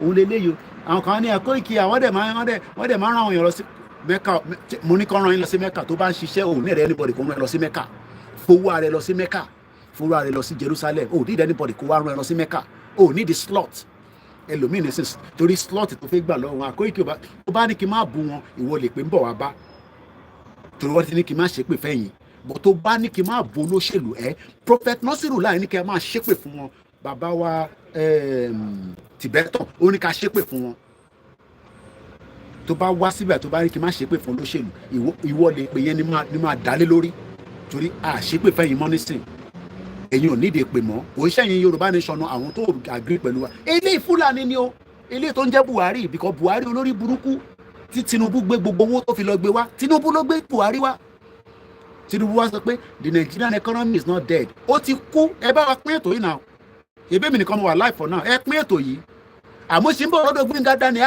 mo ń bọ̀ ó kọjú ní mo kọjú mo sì ní 1 hour mo máa dọ́dọ̀ Gbénga Dání mo ń mú lẹ́yẹ kankan ni mo fẹ́ jẹ́ káwọn tó wà ẹ̀yin tẹ́ bá lọ sórí software ẹ máa rójú wọn ojú olè rè àwọn tó ń dá Yorùbá nation dúró lé lè kó ń ṣe bàbá Akíntóyè ẹ imagine tí gbogbo àwọn senator wa tó bá sowọ́ papọ̀ tó sọ fún Tinubu pé a ṣe Nàìjíríà mọ́ wàláì kò sí nǹkan tí Tinubu lè ṣe ó lè ní gbogbo wọn ló ń nurse ambition ẹ̀rú bọ́ ṣe tóbi inú air condition ló ń sùn alálẹ̀ máa wọlé air condition yẹn òun ló máa pa yín sínú ilé until tí ẹ bá jáde tí ẹ ń sọ pé ìran Yorùbá tí yà ń jẹ yìí ó ti tó ẹ jẹ́ ká tún lọ wẹ́ lómi má kánjú àmọ́ dánwó máa mọ́ bọ̀ mọ́ mú wọn lẹ́ẹ̀kankan ní ẹ tí wọ́n dé mi náà wo glasses mi dáadáa mo fi miss Kwara olè ilẹ̀ Yorùbá náà ṣì ní Kwara ilẹ̀ Yorùbá náà ṣì ní ẹ fẹ́ claim ẹ̀sìn náà àwọn Sàràkí olè àwọn Sàràkí tí bàbá ẹ̀ wá láti Mali olórí burúkú 419 eléyìí ní Senator Ashiru Yisa àwọn Fúlàní náà lélẹ̀ òun ni senator yín fún Kwara South ẹlòmíì ò mọ̀ gbogbo àwọn táwọn dárúkọ yìí a máa wá sórí social media ignorant yín ìfìbà láti máa educate yín la máa ṣí etí yín eléyìí ló ń represent yín ní Kwara ẹja wojú olè òrè yẹn eléyìí gòrò ó náà senator Ashiru Oyèlọlá Yisa Fúlàní òrórí ẹ̀ a ní Koiki ó dẹ̀ máa ń ṣe donation ká ló ní di donation fún yín internet ni pé ká ní government tó ń ṣiṣẹ́ tó máa wà accountable fún every single one of us tí ebi bá ń pa ẹ́ wàá lọ sí job center wàá lọ sọ fún wọn pé bí ń pẹ́ wàá fún ẹ lówó mú kí ẹjọba àtàló kò ń ṣe pé kó máa sọ pé wọ́n kó rẹsì wá wọ́n kó báàgì wá ìyẹn ni Dino Melaye ló fi bùnbùsì yín ẹ̀rí mọ́tò tó kó sínú ọgbà ẹ̀ ṣèbí torí pé àwọn eléyìí ò kì í ṣe bí Dino Melaye ni gbogbo wọn ló ní mọ́tò ńláńláńlá bulletproof car lọ́n lò bọ́ bá ń lọ ọlọ́pàá tó ń gbé lọ nìkan ni wọ́n máa pa because bulletproof car tẹ́ bá yìnbọn fún kò ní wọlé but alálẹ̀ máa wọnú bulletproof car yẹn á ṣiṣẹ́ tó yẹ kó ṣe fún yín mọ́ bẹ́ẹ̀ torí ìkànnì yín tó ní Adigun mo kí ẹ wicked people ẹ jẹ́ ká lọ wá àwọn tó kù jáde. a ti sọ Buhari Abdulfatai Ọmọ́táyọ̀ Ọ̀yọ́ náà a ti sọ yẹn àfẹ́mísì yẹn kọ́ wọn a ti sọ yẹn ẹ jẹ́ ká lọ sí the next one. Ọ̀ṣun gbogbo góòlù yìí lélẹ̀ tí máa gbé fáwọn China àwọn olórí burúkú olè ìyẹn lọ ṣe fẹ́ jẹ́ ká respect àwọn ọba wa torí pé wọ́n mọ̀ pé àwọn làwọn ń darí àwọn kánsẹ́lọ̀ tó wá ń darí àwọn ọba ṣó jẹ́ káwọn ọba máa dísìn sáwọn olórí burúkú yìí ọ̀bọ̀ bíbà báyìí da ní UK kí politician kan ní UK sọ pé òun ní influence ju King Charles lọ Ògún fẹ́ pa ẹ́ nìyẹn Ògún fẹ́ pa ẹ́ Ògún máa pa ẹ́ King Charles ọba ilẹ̀ ìlú yìí Rishi Sunak wá ní ó ń ṣiṣẹ́ fún ọba ní bó ṣe jẹ́ kó rí nìyẹn Rishi Sunak kì í ṣiṣẹ́ fún King Charles ni wọ́n bí da kó jáde kó ní ó lówó bọ̀wọ̀ bíbà bẹ́ẹ̀ dà àwọn olórí burúkú àwọn eléyìí nísìn ìtàn ṣe ni pé tó dà kọ́ lè máa suppress àwọn ọba mọ́lẹ̀ Ṣèyí Mákindé wọ́n náà fẹ́ ta slọ́ọ̀tì Aláàfin of Ọ̀yọ́ alálẹ̀ máa mú ẹ ṣé máa pọ̀ wọ́n ti wọ́n ẹ Prophet Nasiru Lai ti wọ́n ẹ ìjọba Ọ̀yọ́ ó máa bàjẹ́ mú ẹ lórí gbẹ̀yìn náà ni olórí burúkú olè 419 òròjú a máa ṣe wòkùnwòkùn wọn ní gbogbo wọn ṣiṣẹ́ oil and gas owó lẹ ti ṣiṣẹ́ ó lè ní gbogbo yín oil and gas òfowó àwọn eléyìí ẹ̀yin náà ṣe lè ṣiṣẹ́ oil and gas ó ṣe jáwọn nìkan náà ṣiṣẹ́ oil and gas tó fi ń rówó they are criminals ní gbogbo wọn àwọn olóṣèlú tó jẹ́ ká lọ mú eléyìí náà jáde Ondo senator ẹ má ti lọ kìnà another one wà lọ́sùn ó náà wọn senator Francis Adeni ẹlòmí ọmọ senator wọn wá sórí social media ètò ẹ̀kọ́ gbọ́ràn àwa ló máa bájà eléyìí ló ń represent ní Ọ̀ṣun ojú ẹ̀ líle ojú olè rèé òrórí ẹ̀ bó ṣe rí olè ojú olè rèé senator Francis Adéníbigbé fàdáhùn sí olè nìyẹn torí à ń sọ̀rọ̀ Yorùbá nation ẹ̀dá sí olè ní gbogbo yín ẹ má náà ṣiṣẹ́ lábẹ́lẹ̀ gbóhùn síta. All right, have a great day. Ó lé ní gbogbo wọn ẹ má sọ fún mi pé wọ́n ṣiṣẹ́ lábẹ́lẹ̀ kọ́ gbóhùn síta ká gbóhùn wọn kò ṣe pé kọ́ máa ní wọ́n ṣiṣẹ́ lábẹ́lẹ̀ òun ló ń pè ní senator Francis Adéníbigbé fàdáhùn sí òun ló ń represent yín ní Ọ̀ṣun ìyẹn ní Ọ̀ṣun East pẹ̀lú PDP olè now ẹ já lọ sóńdó Ondo South ó náà ń senator Ibrahim Jimoh olè another criminal ó dà pé máa ń rí ojú eléyìí dáadáa elépo rọ̀bì léléyìí olè léléyìí àwọn elépo rọ̀bì léléyìí olè dé bó ṣe wà yẹn àwọn tó ń fi ayé níyín lára làwọn eléyìí tí mò ń dárúkọ yìí àwọn tó ń fi ayé níyín lára òun ni gbogbo wọn pátá senator Ibrahim Jimoh wins Ondo South criminal ẹ jẹ́ ká lọ sí the next one ṣé tó kàn mí pẹ̀lú Kánò ṣé tó kàn mí pẹ̀lú ilẹ̀ tó kù àṣìṣe ní Ondo kan níbí báyìí senator Ìpínsàgbà Emmanuel Ọlájídé Ondo North another criminal olè Ajíbólè olè Ajíbólè olè ojú ẹ̀ lílé olè Ajíbólè olè Ajíbólè olè olè ní gbogbo wọn ó kù díẹ̀ kí nǹkan máa pè ó àgbàkọ́ senator Justice Olúgbénga ibo ló ti rí Justice olè Gbénga Daniel ó ṣe ọdún 8 lógùn state orí bó ṣe ba ayé gbogbo wa jẹ́ wọ́n ní anáwọn kan òdìbò fóun sòtórí ẹ̀ kò ṣe títì tó lọ sọ́nà abúlé tèmi criminal ṣé irú ìjọba tẹfẹ́ nìyàn àbí ìjọba tó máa vóòtì fún wọn tó máa nítorí pé ìwọ vóòtì fáwọn wọ́n ọ̀dẹ̀ ní gbé development wá sádùúgbò yìí. Is that not what Gbénga Daniel did? Olè Ajíbólè April 6, 1956 olórí burúkú ẹ̀ 4 years before independence ni wọ́n bí Gbénga Daniel.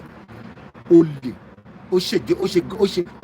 ó jalè títí ní State House ó tún sá lọ sí Senate.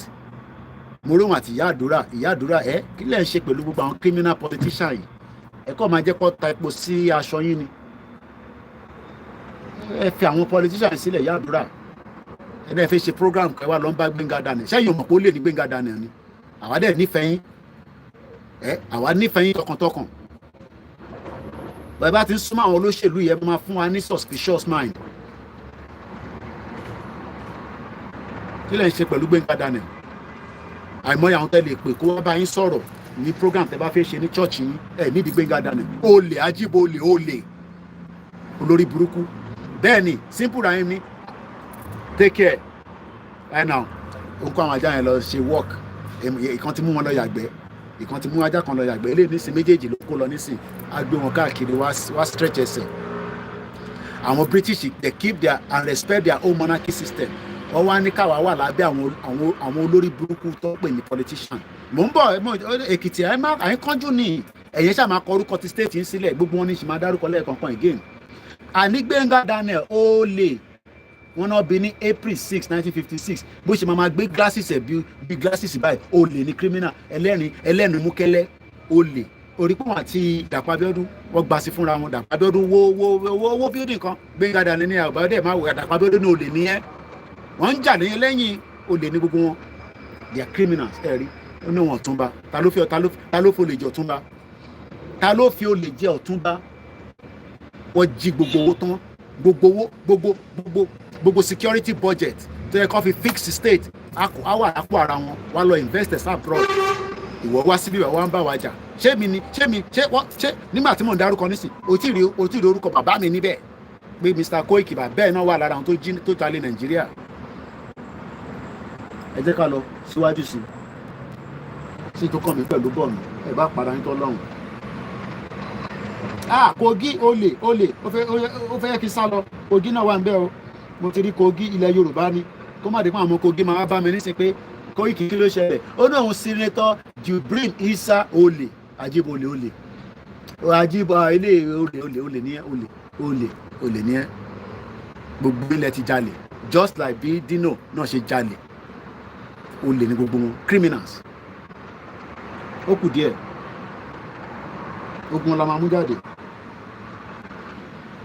sí tó kọ́ mi pẹ̀lú inúgun Èkìtì Káràkà Èkìtì Pòròpò Èkìtì ńláńlá àwọn èèyàn ńláńlá tó kàwé olè mo ti bá ń rí sínétọ̀ yín o sínétọ̀ Michael Ọpẹ́yẹmí Bámidélé olè Ajíbolè olè ní ẹ́ à ń pariwo Yorùbá nation látọdún mẹ́ta ṣe etí wọ́n gbàṣọ mọ́ yín létí ẹ gbọ́ pé à ń pariwo Yorùbá nation tó dìgbà tí Fúlàní bá pa gbogbo atán bomb bastard àwọn olè alálẹ̀ máa dé pẹ̀lú gbogbo yín ọmọ 1963 lòun náà ọdún mẹ́ta tí a gba independent òfò òun náà bí Michael Ọpẹ́yẹmí Bámidélé òun náà ní sìn wọ́n Nàìjíríà ló ṣe olè ní ẹ́ àwọn tó gbé lẹ́kẹ̀sẹ̀ lọ́rùn olè criminal kò sí nǹkan tẹ́ máa fi wá ṣe àwọn alálẹ̀ ló máa dín tẹ́ bá gbé ọwọ́ lé wa lórí alálẹ̀ máa wọlé pagbo apá gbogbo ìdílé yín délẹ̀ tẹ́ bá make any effort tẹ́ lọ sáré lé wa lórí torí pé àwa tá à ń pariwo nísìn à ń pariwo látara ara tó ní àwọn ọmọ Yorùbá ni bẹ́ẹ̀ bá gbé ọwọ́ kankan bẹ́ẹ̀ bá lọ sà bẹ́ẹ̀ bá gbé kankan ó máa pa gbogbo ìdílé yín látòkè délẹ̀ ni mo sọ àfi tẹ́ bá jáde tẹ́ sọ pé ẹ apologize fáwọn ọmọ Yorùbá fún ìyà tó ń jẹ wá olè ó náà ń pè rẹ̀ ní Michael Ọpẹ́yẹmí Bámidélé mo sí Nàìjíríà tẹ́lẹ̀ ná àwọn ayákìlà kó wá pa mí olè olórí burúkú ni gbogbo yín olè Ajíbolè olè torí bá jẹ́ pé Nàìjíríà mo wà lálẹ́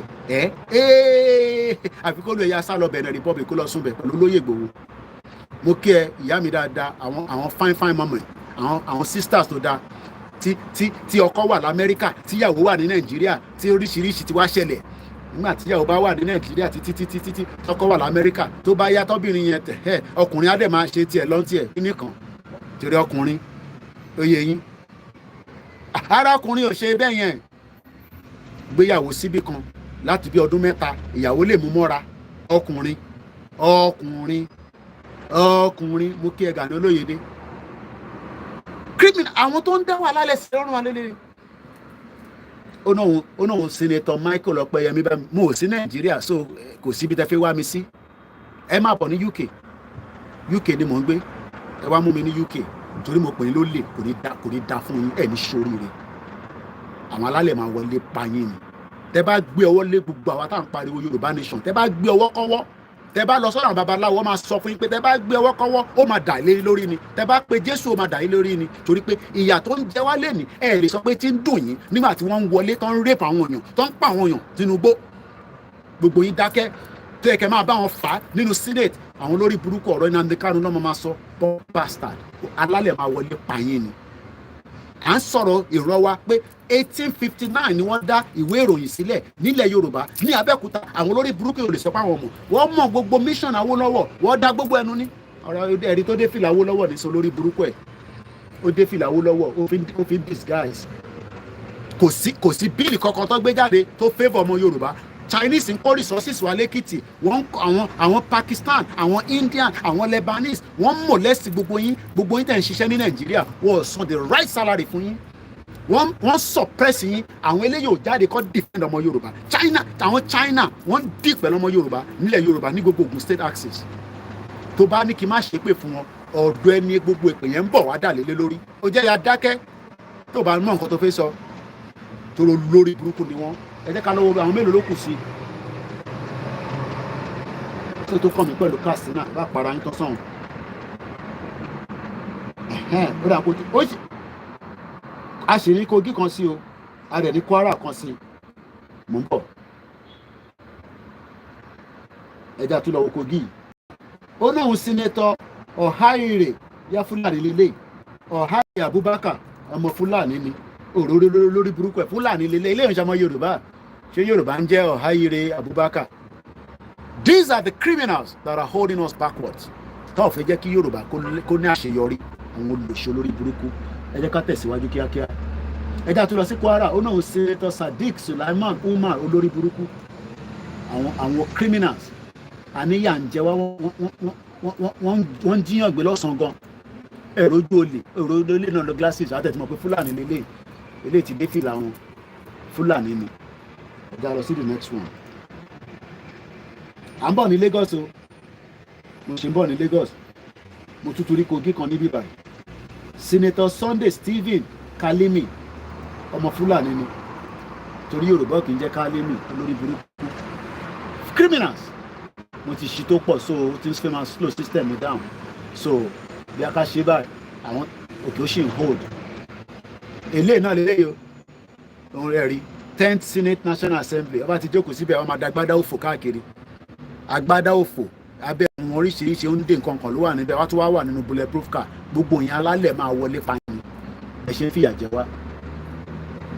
Lagos onáhùn Senator Wasiu Sani Èṣìlókàn ilé àwọn ọmọ Tinubu lélẹ́yìí àwọn ọmọ Tinubu làwọn eléyìí òrórí ẹ̀ eléyìí ló dàbí ààfin yóyò yìí kí ló dé kí ni ókè mo tẹ̀lé máa ṣe báyìí gan tí mo tẹ̀ fi ń waste time mi àti mo tẹ̀lé gbọ́wọ́lé wọn kí a tẹ̀lé rí gbogbo ẹ̀ onáhùn legislator kí ló ń legislate àbẹ́rẹ́ rí bó ṣe dàbí ààfin yóyò onáhùn Wàsíù Ẹ̀ṣìlókun Lagos Central Senatorial District olè àwọn ọmọ Tinubu làwọn eléyìí àwọn eléyìí ò ní support Yorùbá nation bẹ́ẹ̀ kódà àwọn eléyìí máa padà fi pààyàn ní o àwọn eléyìí ò ní support Yorùbá nation kankan torí criminal àwọn ọmọ Tinubu gbogbo àwọn tó wà lẹ́kọ̀ọ́ yẹn àwọn ọmọ Tinubu làwọn eléyìí so ẹ jẹ́ ká tẹ̀síwájú. tó tún gbé mi padà sẹ́yìn ni náà kó tó dá mi padà sẹ́yìn ní ṣá ti ṣe gbogbo àwọn ilé lẹ́ǹkan anyway at least a ti rí as much of them náà pa ti rí gbogbo wọn tán délẹ̀ àti rí Gbẹ́ngà Daniel lẹ́ǹkan àti rí tèkì senator ṣé mo dárúkọ senator Michael Ọpẹ́yẹmí Bámidélé Èkìtì ṣé mo dárúkọ ẹ̀ ṣá ẹ̀wọ̀n tí mọ́ dáa pé mo dárúkọ ẹ̀.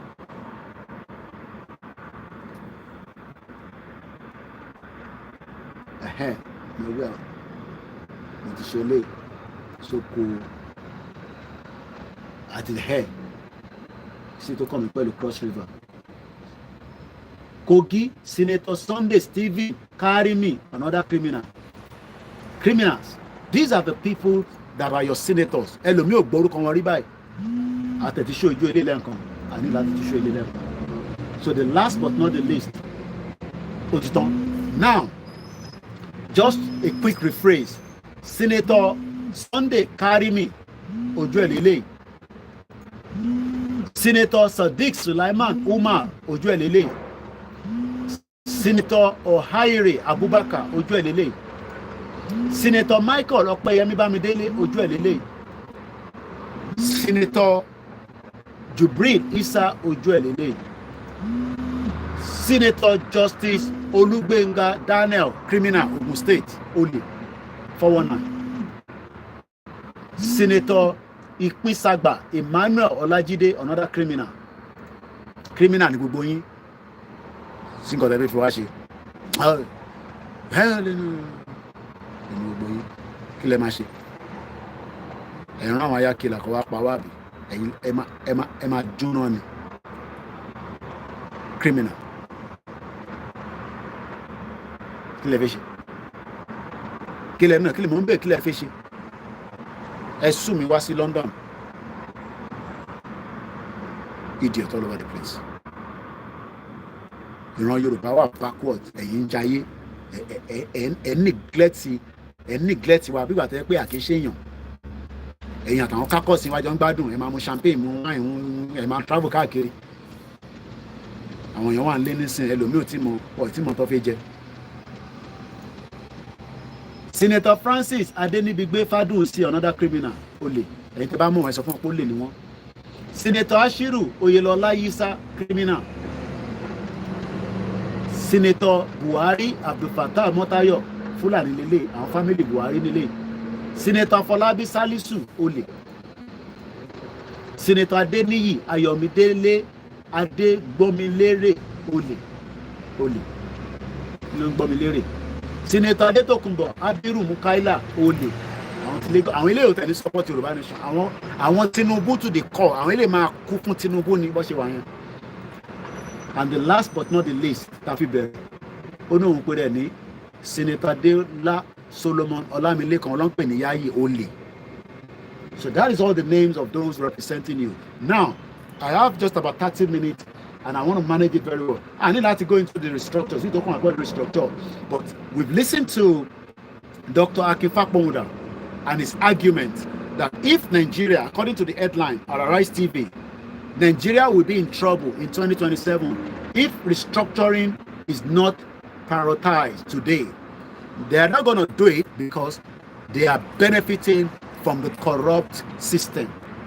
So I'm approving that particular one.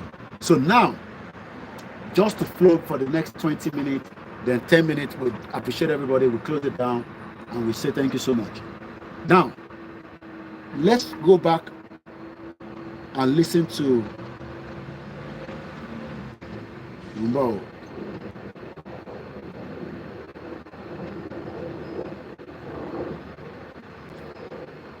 Ẹ jẹ́ ká gbọ́ Prof. Akintoye interview again with Arise TV, just to buttress that the only future and the hope is Yoruba nation. So they can look Baba Akintoye. We can say now. No, sorry. Okay, I can't go anyway. Last month, we arrested a member of the State House of Assembly, bandit here in the state. We arrested a district head.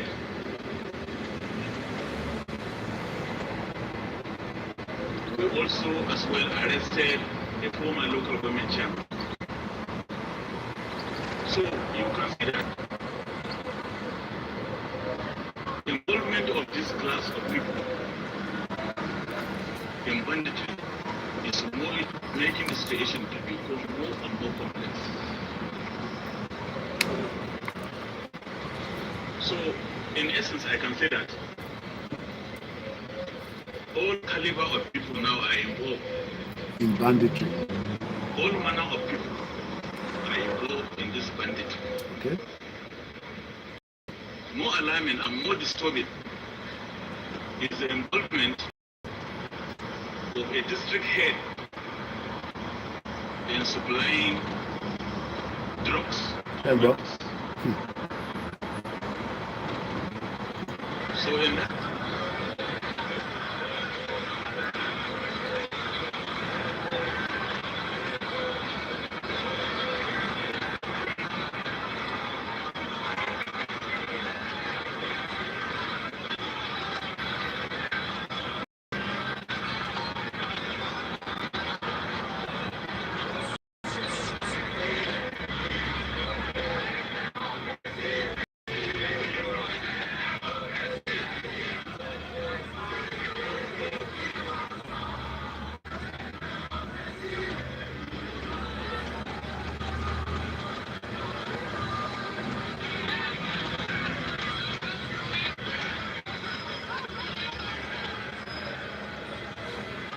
That's Tinubu. Yango, in the name of our ancestor. Ofi Africa Joe in 1999. Okay.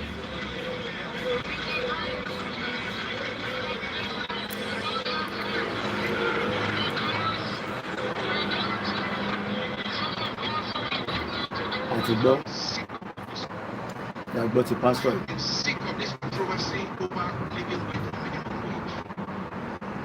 And I believe that something is seriously wrong with the heads of the elite. All those in the Senate. In wrong but no one. Who earns 200,000. And to earn 30 million. 162,000 is too small. Talk of people who earn 1 million, 2 million. Okay. How can they go to sleep in good conscience? They don't care. Every day. How can they go to sleep in good conscience and come out to sit down in a boardroom to discuss the sustainability or otherwise of paying 60,000 to the poorest of workers? They don't care. How can we go to bed and sleep, all those who belong to the elite, who earn 2, 3, 4, 500,000, 1 million? How can you go to sleep in good conscience, I say, if you still have any conscience? Oh, any conscience. How can you go to sleep in good conscience and come out to be debated? I hear people on TV, I watch people on TV, experts, economic experts, corporate executives, government officials, who are taking home more than $1 million in a month.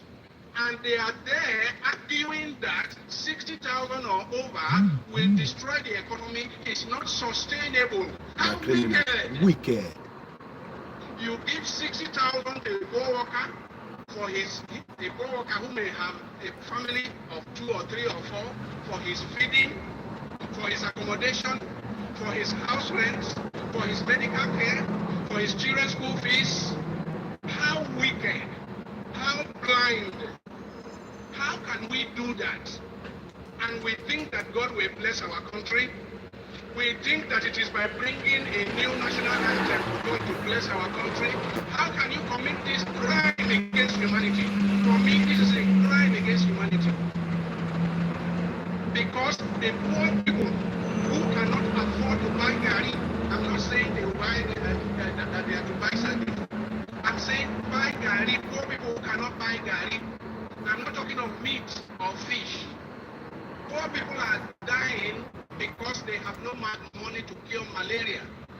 How can you go to sleep in good conscience? Those of us who belong to the elite, how can we go to sleep in good conscience? And we are debating and we put 500 million naira paying 60,000 to the poor. I see this as a new form of apartheid. Nigeria is one of the most unequal societies. There's some confusion in Yoruba land. I see that maybe perhaps the generality of the people do not feel as passionate about self-determination. And secondly, there is all kinds of positions. Afenifere is talking about restructuring. You are talking about self-determination. You don't know you don't know the nature of the Yoruba society. You don't. The young people and the majority in Yoruba want their self-determination of their Yoruba nation. That's the truth of the matter. That's what is keeping the movement going. And they are also in the diaspora. Yoruba young men and women all over the. And that is our leader under Professor Adebanja. Because of my timing, I want to swiftly finish with these. Monsoro Nipomo Tiwo kidnapped a 25-year-old. I'm going to read everything through, and I want you to listen attentively. This was posted by a guy on X known as @Pedo Nigeria. 3 weeks ago, a 25-year-old girl was kidnapped along Kogi Abuja Road. The kidnappers reached out to the poor family to pay a ransom of 10 million naira, with threat that if they report her kidnapped to the authorities, they will kill her. A family in the next 10 years cannot raise 5 million naira. talk more of 10 million. So they were in between and in betweens on what to do. They waited for the kidnappers to call again while they spread the sad news to family members for assistance and support. The kidnappers called and reduced the money to 5 million naira with threats to kill the girl.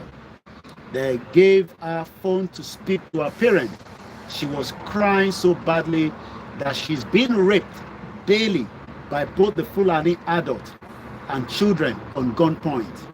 That her parents should do whatever the kidnappers say to spare her life, that they will kill her anytime soon. But the pain and the trauma of being raped every day is killing her. The mother took all her wrappers and sold. The father traveled to their village to sell his farmland and the farm produce. They were able to gather 370,000 naira in all. Family members and church members supported with 300,000 naira. They somehow managed to get 750,000 naira after the father sold some of the old properties to adult. When the kidnappers called again, they told them that they have 750,000 naira to pay. The kidnappers became furious and ordered the girl to be raped while they were on the phone with the parents. One rape or more, what the phone parent. They threatened a parent that they will kill the girl if they put off the phone. The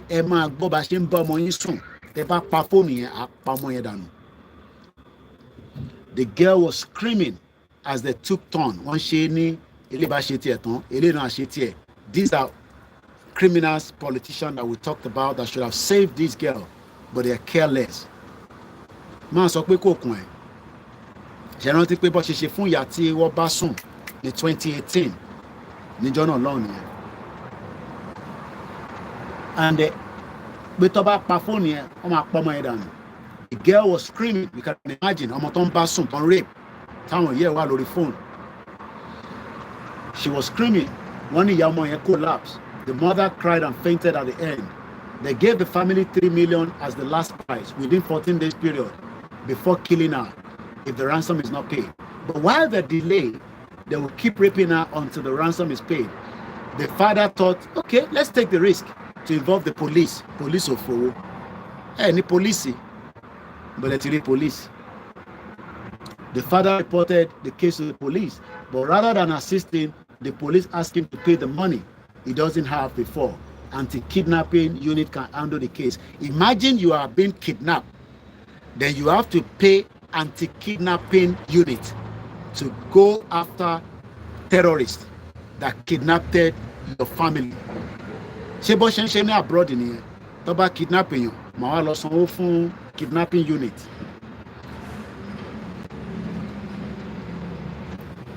A relative of their searched out to me on the X in your reach out boy when the police was forthcoming with help or no solution. I was able to use a tracker to track the call location to a forest in Nasarawa. So that means that these people are not ghosts. Muke Said Balogun. They are not ghosts. So look, this is a phone. Tiba make call, you see. Straight away, the pointer would tell the signal if it's in number 18 to ring. So why are they making it look like when you get kidnapped, they cannot find the kidnappers? That is what the police officer said earlier, that it is all business for them. Mokiyami Boluwatife, how come they join with Yoruba people with these animals? Wow, very, very disheartening and sad. But we saying update Lodo, but boy, listen. What he raised 2 million. So that means kidnapping. I got to raise a wolf to kidnap. And you think that is a country? Nigerians are special breed. The family has raised 1.4 million naira after this viral post about their daughter's kidnap. Few persons reached out privately to support. I connected them with the family who connected me on Twitter, and they sent their donation to support the family. There is still hope we can make it. They now have 2.1 million, 5 million. Hey, Allah. So this is how we're going to continue, Abi. So about the kidnapping, you came in now. Oh yeah, raise a woo. So tó bá tún kidnap the next person, ẹ jẹ́ ká raise owó ká fi gbà wọlé. So it becomes merry-go-round àbí. That is the reason why táwa ọ̀fẹ́ yẹn. Rather than that, I would prefer pé let everybody go their separate ways. But àwọn Yorùbá kan ní no, a fẹ́ Nàìjíríà, ibẹ̀dẹ̀ ni a máa dàgbà sí. Kọ́lọ́n kó wà pẹ̀lú yín. Èmi ò ní rí jù báyìí lọ ní ètò ti ọ̀sán yìí. Tí ẹ bá gbádùn ètò náà, bí òyìnbó ṣe ń gbádùn sìgá, ẹ bá wa pín ètò náà, kẹ́ share. Tẹ́ bá wá ń wá bẹ́ ṣe fẹ́ support platform yìí pé ìwọ̀nba tí èmi náà ní màá fi support Mr. Koiki, ó kéré, ó pọ̀ ni, doesn't matter how small. Ẹ fi support wa kí a lè fi máa tẹ̀síwájú. Mo dúpẹ́ lọ́wọ́ gbogbo ẹ̀yin tí ẹ gbọ́ wa àtẹ̀yin tẹ́ máa tún ètò náà gbọ́, kò ní rẹ̀ wá, kò ní sú wa. This is the country tí wọ́n kó wa sínú ẹ̀. Àwa ní ká wá kóra wa kúrò. Mo kí grandma Awoniyi, ẹ bá ń kí àwọn granddaughters yín náà. Mo kí gbogbo ọmọ Yorùbá pátápátá, àtẹni tó believe, àtẹni tó ní ká shut up, àtẹni tó ní kò sí tó kàn wọn. Nigeria will be fixed. Ẹnu ẹni gbogbo àjọ wa. Mo kí ẹ triple DRS. Àlàáfíà làwọn family wa wọ́n ti lọ sí ilé ìwé. Ṣẹ́gun ọ̀nà mo kí wọ́n mi dáadáa. Mo kí gbogbo ẹ̀yin brothers mi, ẹ̀yin olólùfẹ́ wa, ẹ̀yin tí ẹ̀ ń support àwọn èèyàn nílé. It's a lot that people are doing to support people back home. Kò easy rárá. How soon we can continue to do that is what I don't know. Ká máa send owó sáwọn èèyàn nílé torí pé láti fi support wọn, láti fi ṣèrànlọ́wọ́ fún wọn, I don't know. But all I know is that gbogbo kìíní yóò lè continue like that. Mr. Adekunle Ramon ní Ògúnlákayé ló máa pa gbogbo wọn. Mo sọ pé àṣẹ. Mo kí brother mi Adéwùnmí Adénípẹ̀kun wọ́n ní let us share this program please. Bàbá mi Bọ́lájí Mohammed, mo kí gbogbo ẹni tẹ́ wà ní Kano. Ẹ má bínú lẹ́ẹ̀kan sí pé the mix LR is not on, but hopefully tí bá padà wá, if I have the strength, at any point the mix LR will be back. Bàbá mi Nurudeen Akimoyede, mo kí ìyá mi dáadáa Ògúntádé Muibat, àwọn orúkọ ńláńlá gbogbo ẹ̀yin sisters mi ni mo nífẹ̀ẹ́. Ibi báyìí ò kì í ṣe èmi náà máa ń lọ gbọ́ àwọn sisters wa mo wà lọ́dọ̀ Liz Anjorin, èmi náà wà lábẹ́ ètò mò ń gbọ́ tó ń sọ kò ṣáàyè mi ṣáà ń sọ oríṣiríṣi ló máa ń sọ. Sometimes I just listen to that, but lórí ètò tiwa ní bíbá it's all about the self-determination and the creation of awareness so that our people can know that Yoruba is the only way. Abdullahi Jamiu mo kí yín, Mr. Ṣẹ́gun Fágbèwò mo kí yín náà, Oyètúnjí Kazeem mo kí gbogbo yín. Bàbá mi Wọlé Ọ̀ṣọ́ wọ́n ní good afternoon. Our rally will resume. Mo kí ẹ brother mi ní Italy, Òkìkíọlá Emmanuel, Yorùbá ní mo kí ẹ. Mo kí Prince Adédèjì Adéyẹmọ Abdulateef, Ọmọtọ̀ṣọ́ Paul mo kí Kazeem Adéramon. Mo kí gbogbo alẹ́ nǹkan sí. Okay, mo rí pé àwọn ọmọ Gàmbàrí ọ̀pọ̀ lórí ètò ẹ má wọlé èyí tó máa rí mọ ló ti rí yẹn. Àwọn Fúlàní máa dó àwọn fámílì ẹ wá dẹ̀ pa wọ́n. Ìwọ tó bá ti wá sí bíbà tó wá fẹnu ẹ wá rọ́ọ̀fù, Fúlàní ló máa dé pẹ̀lú àwọn fámílì ẹ. Mo kí àmì Táíwò Kíkẹ́, gbogbo ẹni tó wà lábẹ́ ètò àtẹni tí mo rí àtẹni tí mo rí torí a gbọ́dọ̀ parí ètò yìí nísìnyí. Thank you so much. Ọlákúnlé ṣàlàfíà ṣàrẹ ti lé dáadáa. Kíọ́lá mo kí yín, and thank you so much for every one of us. That is the pain of some of the parents tí wọ́n face. Ẹni tó kàn ló mọ̀. Some of them they just forget about those family and say bọ́lá ti fẹ́rẹ̀ wó. So but at the end of the day, àwa ò ní dákẹ́. We will continue to hold our politicians responsible for all the atrocities tó ń ṣẹlẹ̀ lọ́wọ́lọ́wọ́ nílẹ̀ Yorùbá. Mo kí gbogbo yín nísàlẹ̀ Èkó, mo kí ní gbogbo 191 local government tí a ní nílẹ̀ Yorùbá lénìí láì yọ ẹnìkankan sílẹ̀. Gbogbo wa pátá ni a máa jọ délẹ̀ lérí. Mo kí Mr. Abiodun Gafar, mo kí Amora Dake Victor. So, and let me say thank you so much to everyone. We play the anthem and we catch up again some other time. And I've been to sunray and could get screen that. I'm ashamed bend the back. So thank you so much. Enjoy the rest of the afternoon. Stay safe, especially if you're traveling in between Yoruba land. Kò síbi kankan tó safe. Kọ́lọ́ kó máa fi ṣọ́ àpò ẹ̀ kó máa fi ṣọ́ wa. Àníṣe lásán. Mo kí bàbá wa Professor Adébánjí Akíntóyè. Mo kí Olóyè Ìgbòho. Mo kí gbogbo ọmọ Yorùbá lẹ́ẹ̀kan sí o. And on that note, have a very blessed afternoon.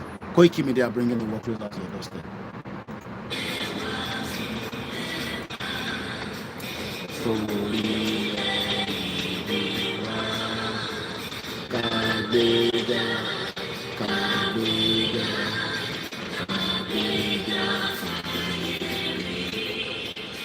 Ìgbàgbọ́ wà ní pé láti bẹ̀rù làbọ̀ mọ́. Ká ṣiṣẹ́, ká ṣiṣẹ́, ká ṣiṣẹ́ ká jọlá. Ìṣọ̀kan àtòmìnira ní kẹ̀kẹ́ ká máa lépa. Tẹ̀síwájú fọ̀pọ̀ ire àtòhun tó dára. Ọmọ Oòduà dìde lọ sí ipò ẹ̀tọ́ rẹ. Ìwọ ni ìmọ́lẹ̀ ògo adúláwọ̀. Àwa ni ìmọ́lẹ̀ ògo adúláwọ̀. Tó o tún di ìgbà tí a bá tún pàdé. Thanks so much for watching. Bye for now.